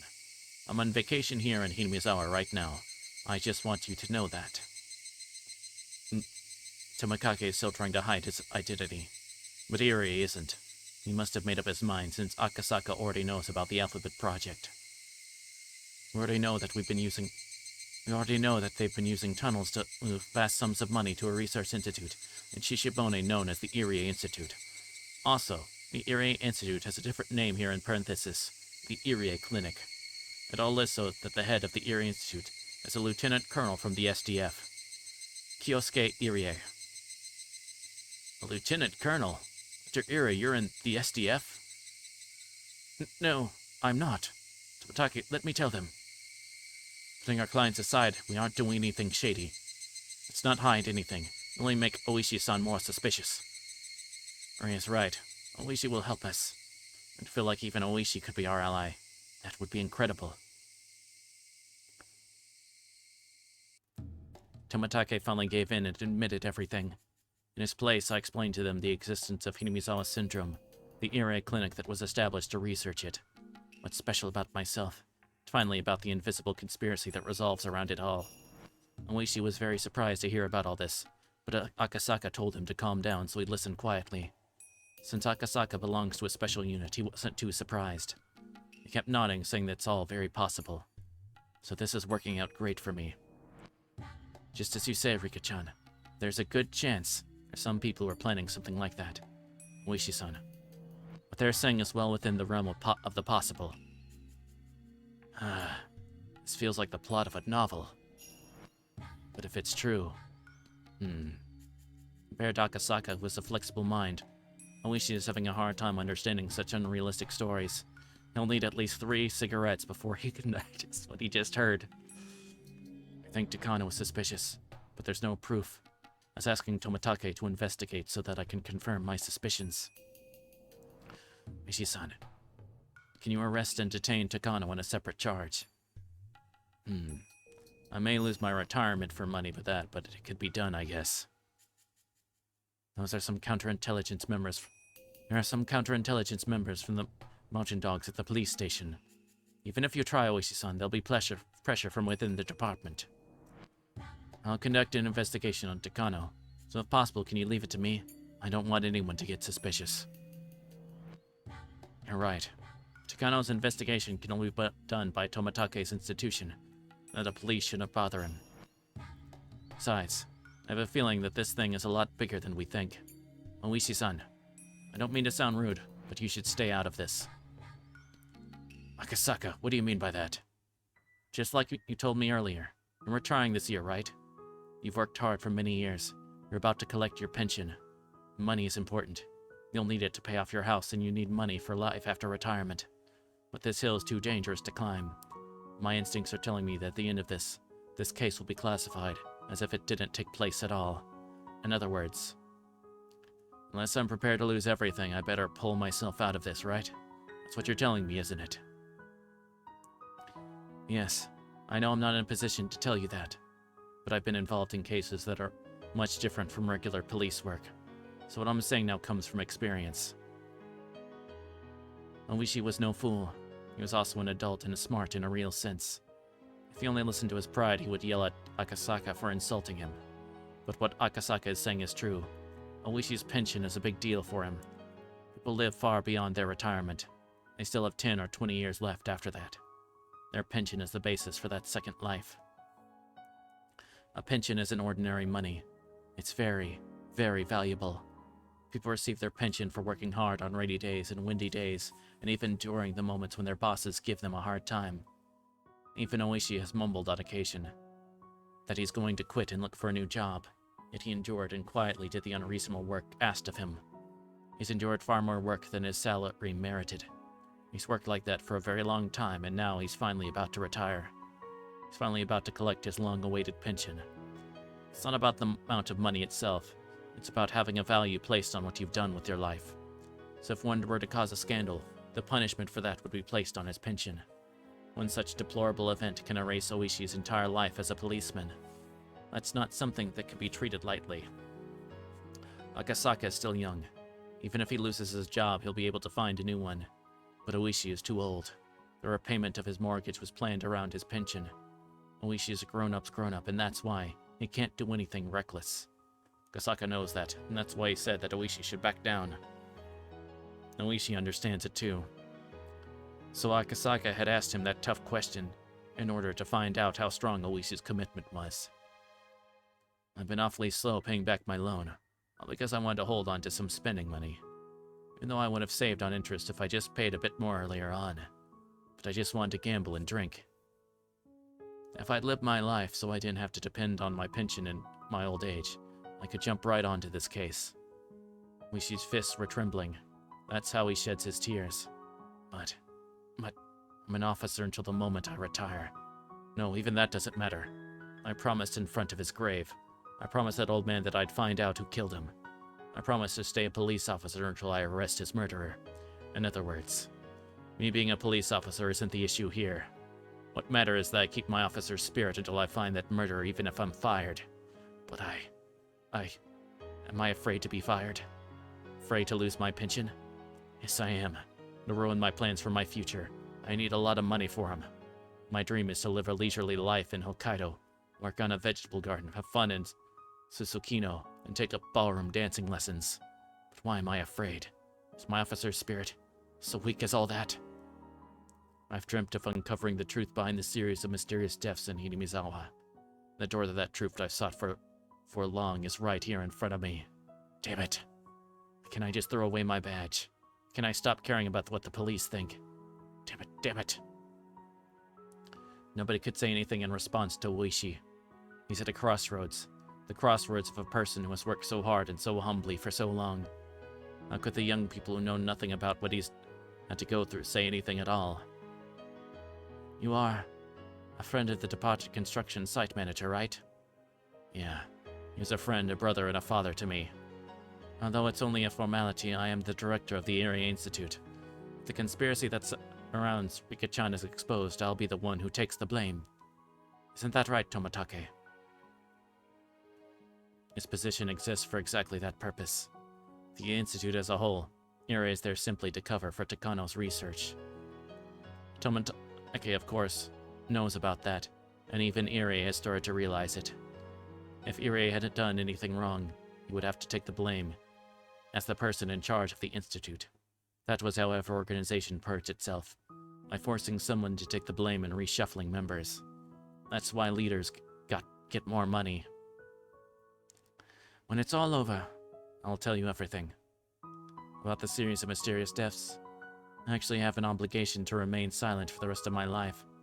But you'll let me tell him, won't you, Tomatake? Haha. I didn't hear anything. As an honest man, Tomatake can't say yes, so pretending to ignore it was the best he could do. Oh no, that's not right. You can tell the brave Oishi about it, one who found the courage to help you. Cowardly Oishi, the one who didn't want to lose his pension, doesn't deserve to hear the truth. He faced a dilemma. Even though the truth behind the mysterious deaths he sought so hard was right in front of him, he couldn't just accept it with his head held high. To understand what he's going through, one would have to live the life he did. His dilemma is very vast and very heavy. Young people couldn't possibly understand. Can I have some time to think about this? I really do want to find the truth and put evil behind bars. I just need some time to gather my courage. Could you grant me that? As even asking, nobody here will force him to make up his mind. Of course, I won't either. However, Oishi needs someone's approval. Oishi is still passionate about his work as a police officer, yet he isn't brave enough to take on this case. He wants somebody to forgive him for that. Nobody can do that, and nobody can stop Oishi from crying. Yes, grant you that time. Hanyu? How long has she been here? Hanyu has arrived. I didn't see her come in. But again, she was always around. Hanyu is the guardian deity of Hinamizawa after all. Grant some time to make your decision. Been an honest. And you have been honest, and you've been tough on yourself until today. Your life is not to be taken lightly. That's why you're having such a hard time deciding. You should never be proud of careless decisions or brute courage. Careful judgment made by a person who has lived a worthy life like you. That's what's worthy being proud of.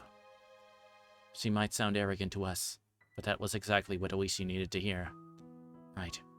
Who among us has the right to admonish Oishi, the eldest one here? No one. No one should be able to. Nobody but one. The one who has been protecting humans for over 1,000 years, Hanyu. No matter if you decide calmly or courageously, I'll praise you, as long as your decision was made well. I've never met you before, but thank you. It makes me feel better. Thank you for giving a coward like me the time of day. If it was me, I would have asked Oishi to be my ally and asked him for help.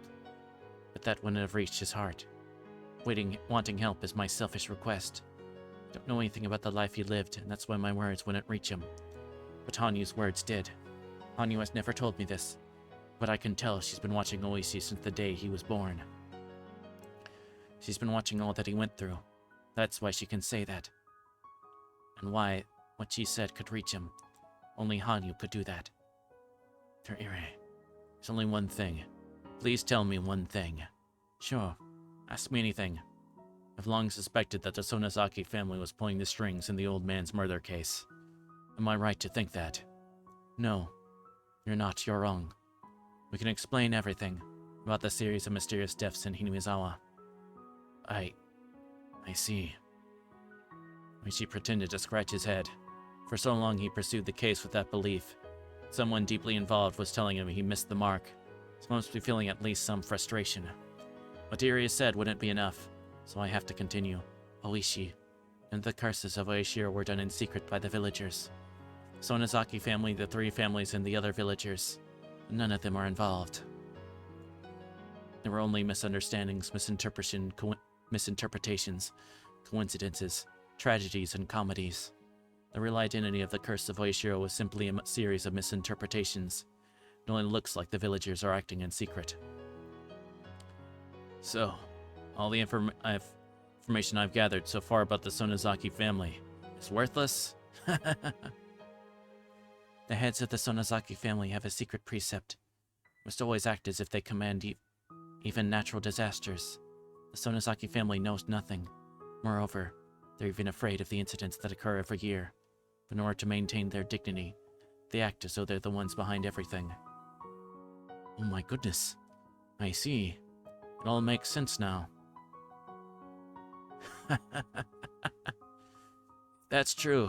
That Aryo woman. Damn it. She sure said some things to mislead me. You're telling me the truth, aren't you? Yes, I am. It's written in the Furude family's secret scrolls, too. Do you want to see? No idea what Oishi thinks so funny.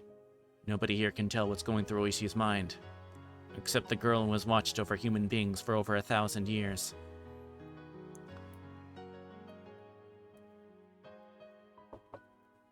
I can understand why you're so happy. What? What do you mean?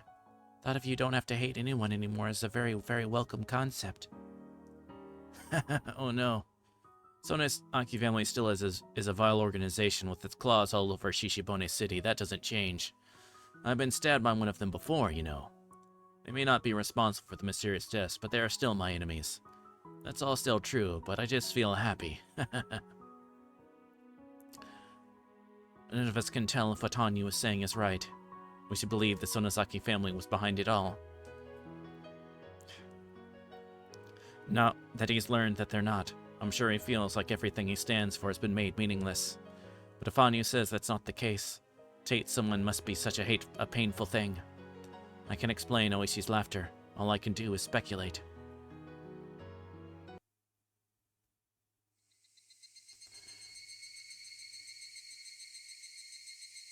Oishi left with a cigarette in his mouth, saying that he wanted to cool off a little.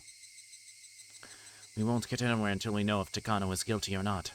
So we won't be able to act until after we hear the report from Tomatake. I don't know why Rika-chan is so suspicious of Takano. Personally, I feel bad for her.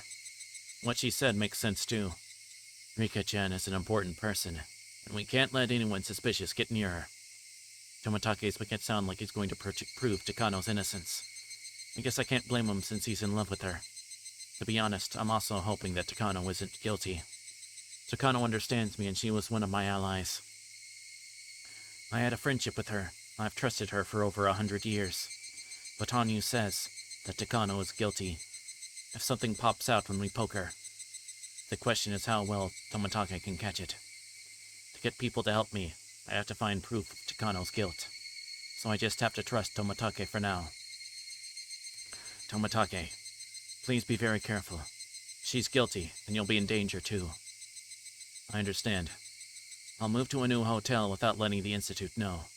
I should probably leave Hinamizawa immediately, but if Takano is guilty, that would backfire. That's pretty tough, yeah. It's a cardinal rule to act normally during a secret investigation. Would you prefer to stay with me? No, that's alright. It's fine, I'll be careful. But Rika-chan's safety is the priority here. What should we do? What should we do? Anyu, what should we do? Using chess as an example, you're like an unprotected king. As soon as Takano gets hold of you, the game is over. One of the most important rules in chess is to guard the king first, right? Yes. Today is Thursday. Watagashi is in 3 days. You need to hide somewhere. Nobody can find you until at least then. Any idea where? Think you should ask Mion. That's true. Zaki family's underground storehouse would be an ideal place to hide. Satoko should go with you too. I leave Satoko behind, they'll question her about my whereabouts. She may be in danger too. Means I have to tell the truth to at least Satoko and Mion. That the comic plot we discussed wasn't just fiction. Still, I always seem to underestimate their reliability. It really is beyond my imagination. I need to talk to them. I have a feeling they'll believe me. And my steadfast allies, after all. Going into hiding for a while. It's a perfect place for that at Mion's house. Will you really be safe there? It's like an air raid shelter. There's everything we need. We can easily stay there for about a month. The Sonozaki family's underground storehouse is a very basic necessity, in case someone actually had to live there due to some complication or another. Mion has mentioned before that it's like a unique vacation house. I don't know how you can call a place with a torture room a vacation house, though. I don't know how long my investigation into Takano will take, but as soon as I found out something, I'll call Mion-chan's house. Is that okay?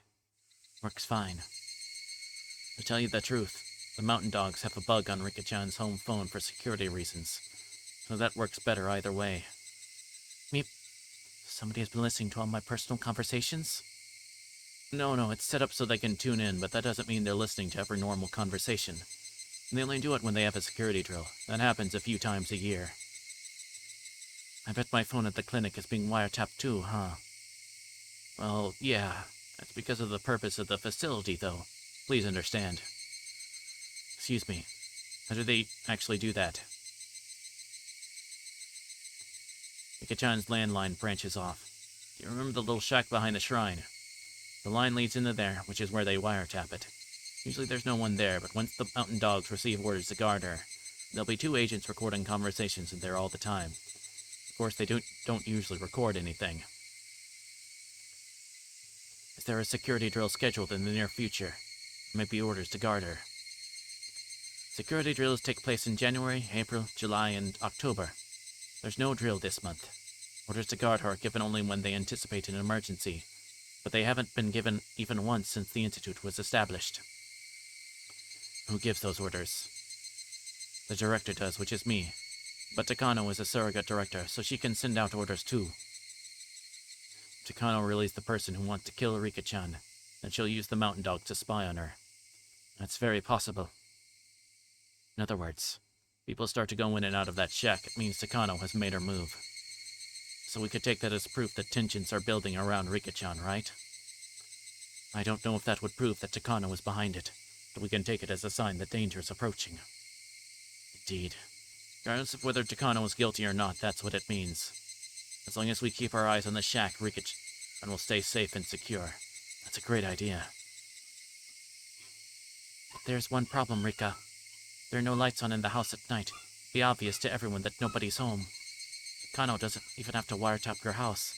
As soon as she sees the house, she'll realize you're skipping school and ran away. You're right. That puts Tomotake's who's investing in Takano in a tight spot. What to think of something to counteract that? So we're dealing with having to observe the wiretapping shack like Akasaka was saying earlier. There's a problem with having to keep the lights on at your house. So the fact that it's better for Akasaka to stay in the village. If I put all three together and mix them up, I get... Akasaka staying in the shack. I have an idea. No, we're not thinking about letting Akasaka stay at my house, are you? No, absolutely not. This is such a mess, it smells and it's filthy. I can't let Akasaka stay in there. No.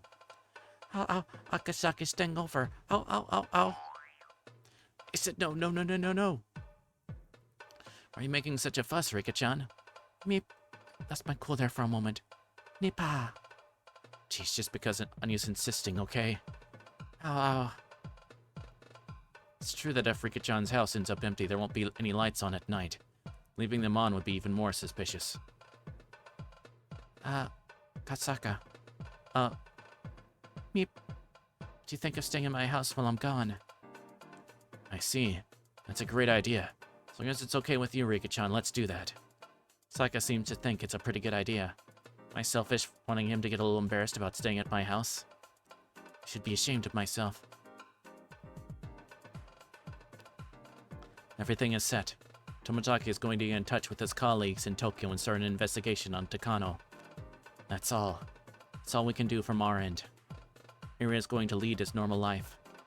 To act normally after something like this will be pretty difficult, but there really isn't anything else for him to do right now. Takano is sly, she'll never let Irie ruin her plans. Actually, Irie only comes into the picture after Takano's been exposed. Oishi didn't say he would help, but he said he wouldn't interfere with us. In fact, there are some people with ties to the mountain dogs at the police department too. It's probably best if Oishi acts normally like Irie is. I'm going to tell the Satoko the truth and hide at Mion's house for a while, starting today. I don't know how long I'll have to hide. It'll be at least until something happens. Kisaka is going to stay at my house and make it look like I'm home sick. If something happens, coming all the way from Okonomiya would take too long. It feels much better to have him stay in the village. Everything will begin only once Tomotage finds out something. Irie says he hopes things will get moving soon, but I don't think we need to worry about that. We'll try to kill Tomotage in the night of Watch Nagashi, on Sunday, 2 days from today. That has never changed in many, many worlds, so that's definitely their plan. In other words, even if Tomotage doesn't find anything, the wheels will start turning in 2 days. I'd warned Tomotage again to be extremely careful, but still, if I still get killed, I'll curse your family for generations after I die. It's already getting dark. Everyone went home except for Akasaka. Still thinking about how to tell Satoko about Akasaka, and also about what's to come. Thinking about it won't solve anything. Mika, have a bad habit of underestimating your friends. But how can she believe that what we talked about at school today is actually real? How can she believe me when I tell her that her life's in danger? I'm bringing home this guy she's never met before. Don't you think Satoko will believe you? I don't know, but it's possible that she won't. Oh, so Satoko isn't your friend, is she? What? What Anya just said startled me. It's kind of a scary thing to hear, even though she said it while wearing her usual warm smile. I know Satoko is one of us. I think she'll believe you and become your ally against Takano. You're saying you can't trust her. It's like saying Satoko isn't your friend. She isn't your friend, then why waste your time telling her about it? Ow. Just leave Satoko behind and go to Mion's house by ourselves. Just the two of us. What are you saying? It's nonsense. Satoko is my best friend, and if you don't think it's worth telling her the truth, then that's it. Just think a best friend is like a stray cat that you feed every day. I'm surprised to learn that you've been letting Satoko live with you when you think of her like that. I didn't say that. Satoko is my best friend. My very best. She's even closer to me than you are. If you don't believe her, you don't believe she'll believe. It's the same as spouting your complaints at a stray cat that you feed every day. You know the cat can't do anything and knowing that you still complain to her, and that's all your relationship is. Ow, poor Satoko. Believes you're her best friend, but you don't feel the same way. Ow. Damn you. Tried to slap Hanyu, but I couldn't touch her. My hand went through her cheek and hit only the air. I can't believe she made herself incorporeal again. Hanyu disappeared, saying ow in a teasing manner. I'm upset, but I can totally understand what she was getting at. Will your roommate agree? I'll make her agree. Satoko has nothing to do with this conspiracy, but she lives with me. She's going to end up involved anyway. For Satoko's sake, I have to explain this to her. Should I wait outside? No. I think it'll be better to have you with us so she doesn't think it's a joke. If I can't explain it properly, can you help? Sure. I will. I went up to the second floor with Akasaka. To be honest, I couldn't even imagine how to start bringing it up. But even Hanyu made fun of me. I can't hesitate. I made up my mind and walked into the room and was surprised. My messy room is all cleaned up. Satoko is packing her pajamas and towels in her duffel bag. Was she spying on the whole time? It's as if she's going on a camping trip. Satoko, I'm home? Here, I got your luggage ready too. We can't just borrow toothbrushes and towels from Mion-san, you know. Besides, we can't let some strange man stay in a messy room either. So I always tell you to tidy things up around here. I blinked in surprise. Wait, or did they already figure out that it was real and not just a manga thing?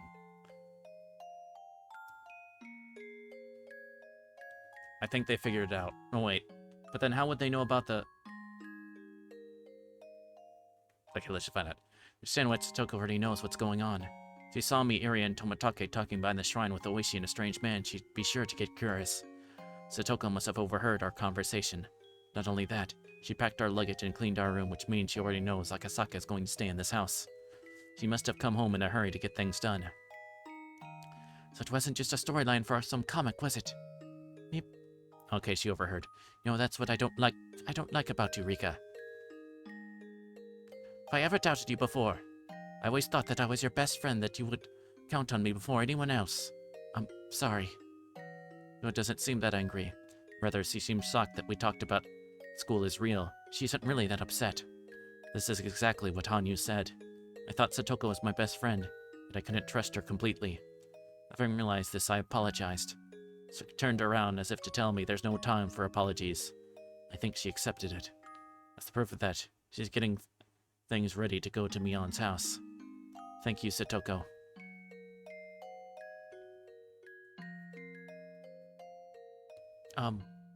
Kasaka, is it? I don't know you. I don't know how you and Rika know each other. You're Rika's ally, then you're mine too. Call me Satoko Haosho. Nice to meet you. I'm Akasaka. The conspiracy surrounding Rika-chan runs pretty deep, and it's not easy to explain. She was afraid you'd reject her after she confessed everyone, so please try to understand how she felt too. Of course I understand. Rika's best friend, you know. She was thinking that I didn't believe her. Who would? I can understand why she'd be afraid. You're really mature, Satoko-chan. Rika is lucky to have you as her best friend. I'm pretty envious of her. Satoko took Akasaka around the house and explained everything. She let him know that the switch for the hot water heater sticks a little, and if the picture on the TV gets mixed up, he needs to tap on it. She even told him about all the traps she set around the shrine using a secret map of hers. Akasaka listened to her dead seriously. On seeing them talk, I couldn't help but smile. Hanyu also smiled while watching us, but it felt like she was saying, I told you so. Going to pretend that I don't notice her. If your contrarian Satoko believed me this easily, then our simple-minded Mion will believe us even more easily. Ichi doesn't even know how to doubt people, and Reina has sharp instincts, so she'll believe me too. So everyone is going to believe me, huh? Hanyu didn't reply, but she smiled as if she's happy to see that I grew a little. Alright, there's plenty of things in the refrigerator. Rika, you're asking him to house sit. So why don't you make dinner for him tonight? Besides, just to be safe, perhaps we should go over to Mion-san's house a little later. Oh, don't worry, I can handle that myself. This is a chance to serve him your homemade food, Rika. Ow, ow. You really are annoying today. Alright. Satoko, we have to make something good, huh? I have an idea. Can you bring out the large kimchi bottle from the refrigerator? Oh. No, not that one. The one that says death penalty, not the one that says punishment. Let's make kimchi fried rice today. Kisaka, do you like spicy food? Oh yeah, I love spicy things. How?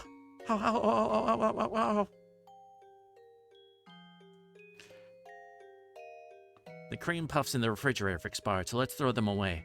Oh, what a waste. They're from a famous shop over in Gogura. Yeah, owls are awfully loud today. We stray dogs howling somewhere. Night is falling on the 16th of June. The pieces are lining up on the final board game one after another. No, pieces isn't the right word to call them. Night is falling on the 16th of June. We're gaining reliable allies for this final challenge.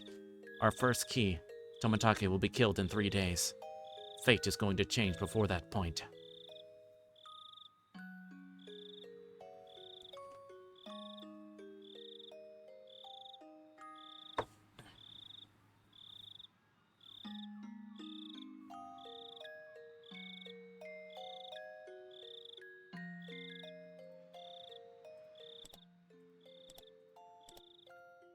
Okay, end of chapter 7.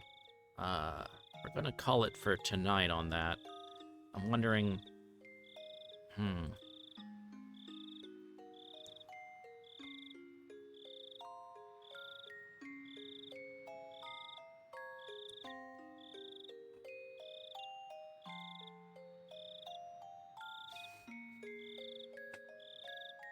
I'm thinking we'll probably be able to finish next time. Which will be Thursday, because I am very excited. I am very, very excited to finish this. Just to see how all this pans out, you know. You know, we've been doing this since October, okay? So seeing the final ending, I am amped up, guys. I am so amped up. But it is past midnight where I And if I tried to finish it tonight, it would probably be, I'm sure it would be like 4 a.m. at the least. And I'm not going to do that.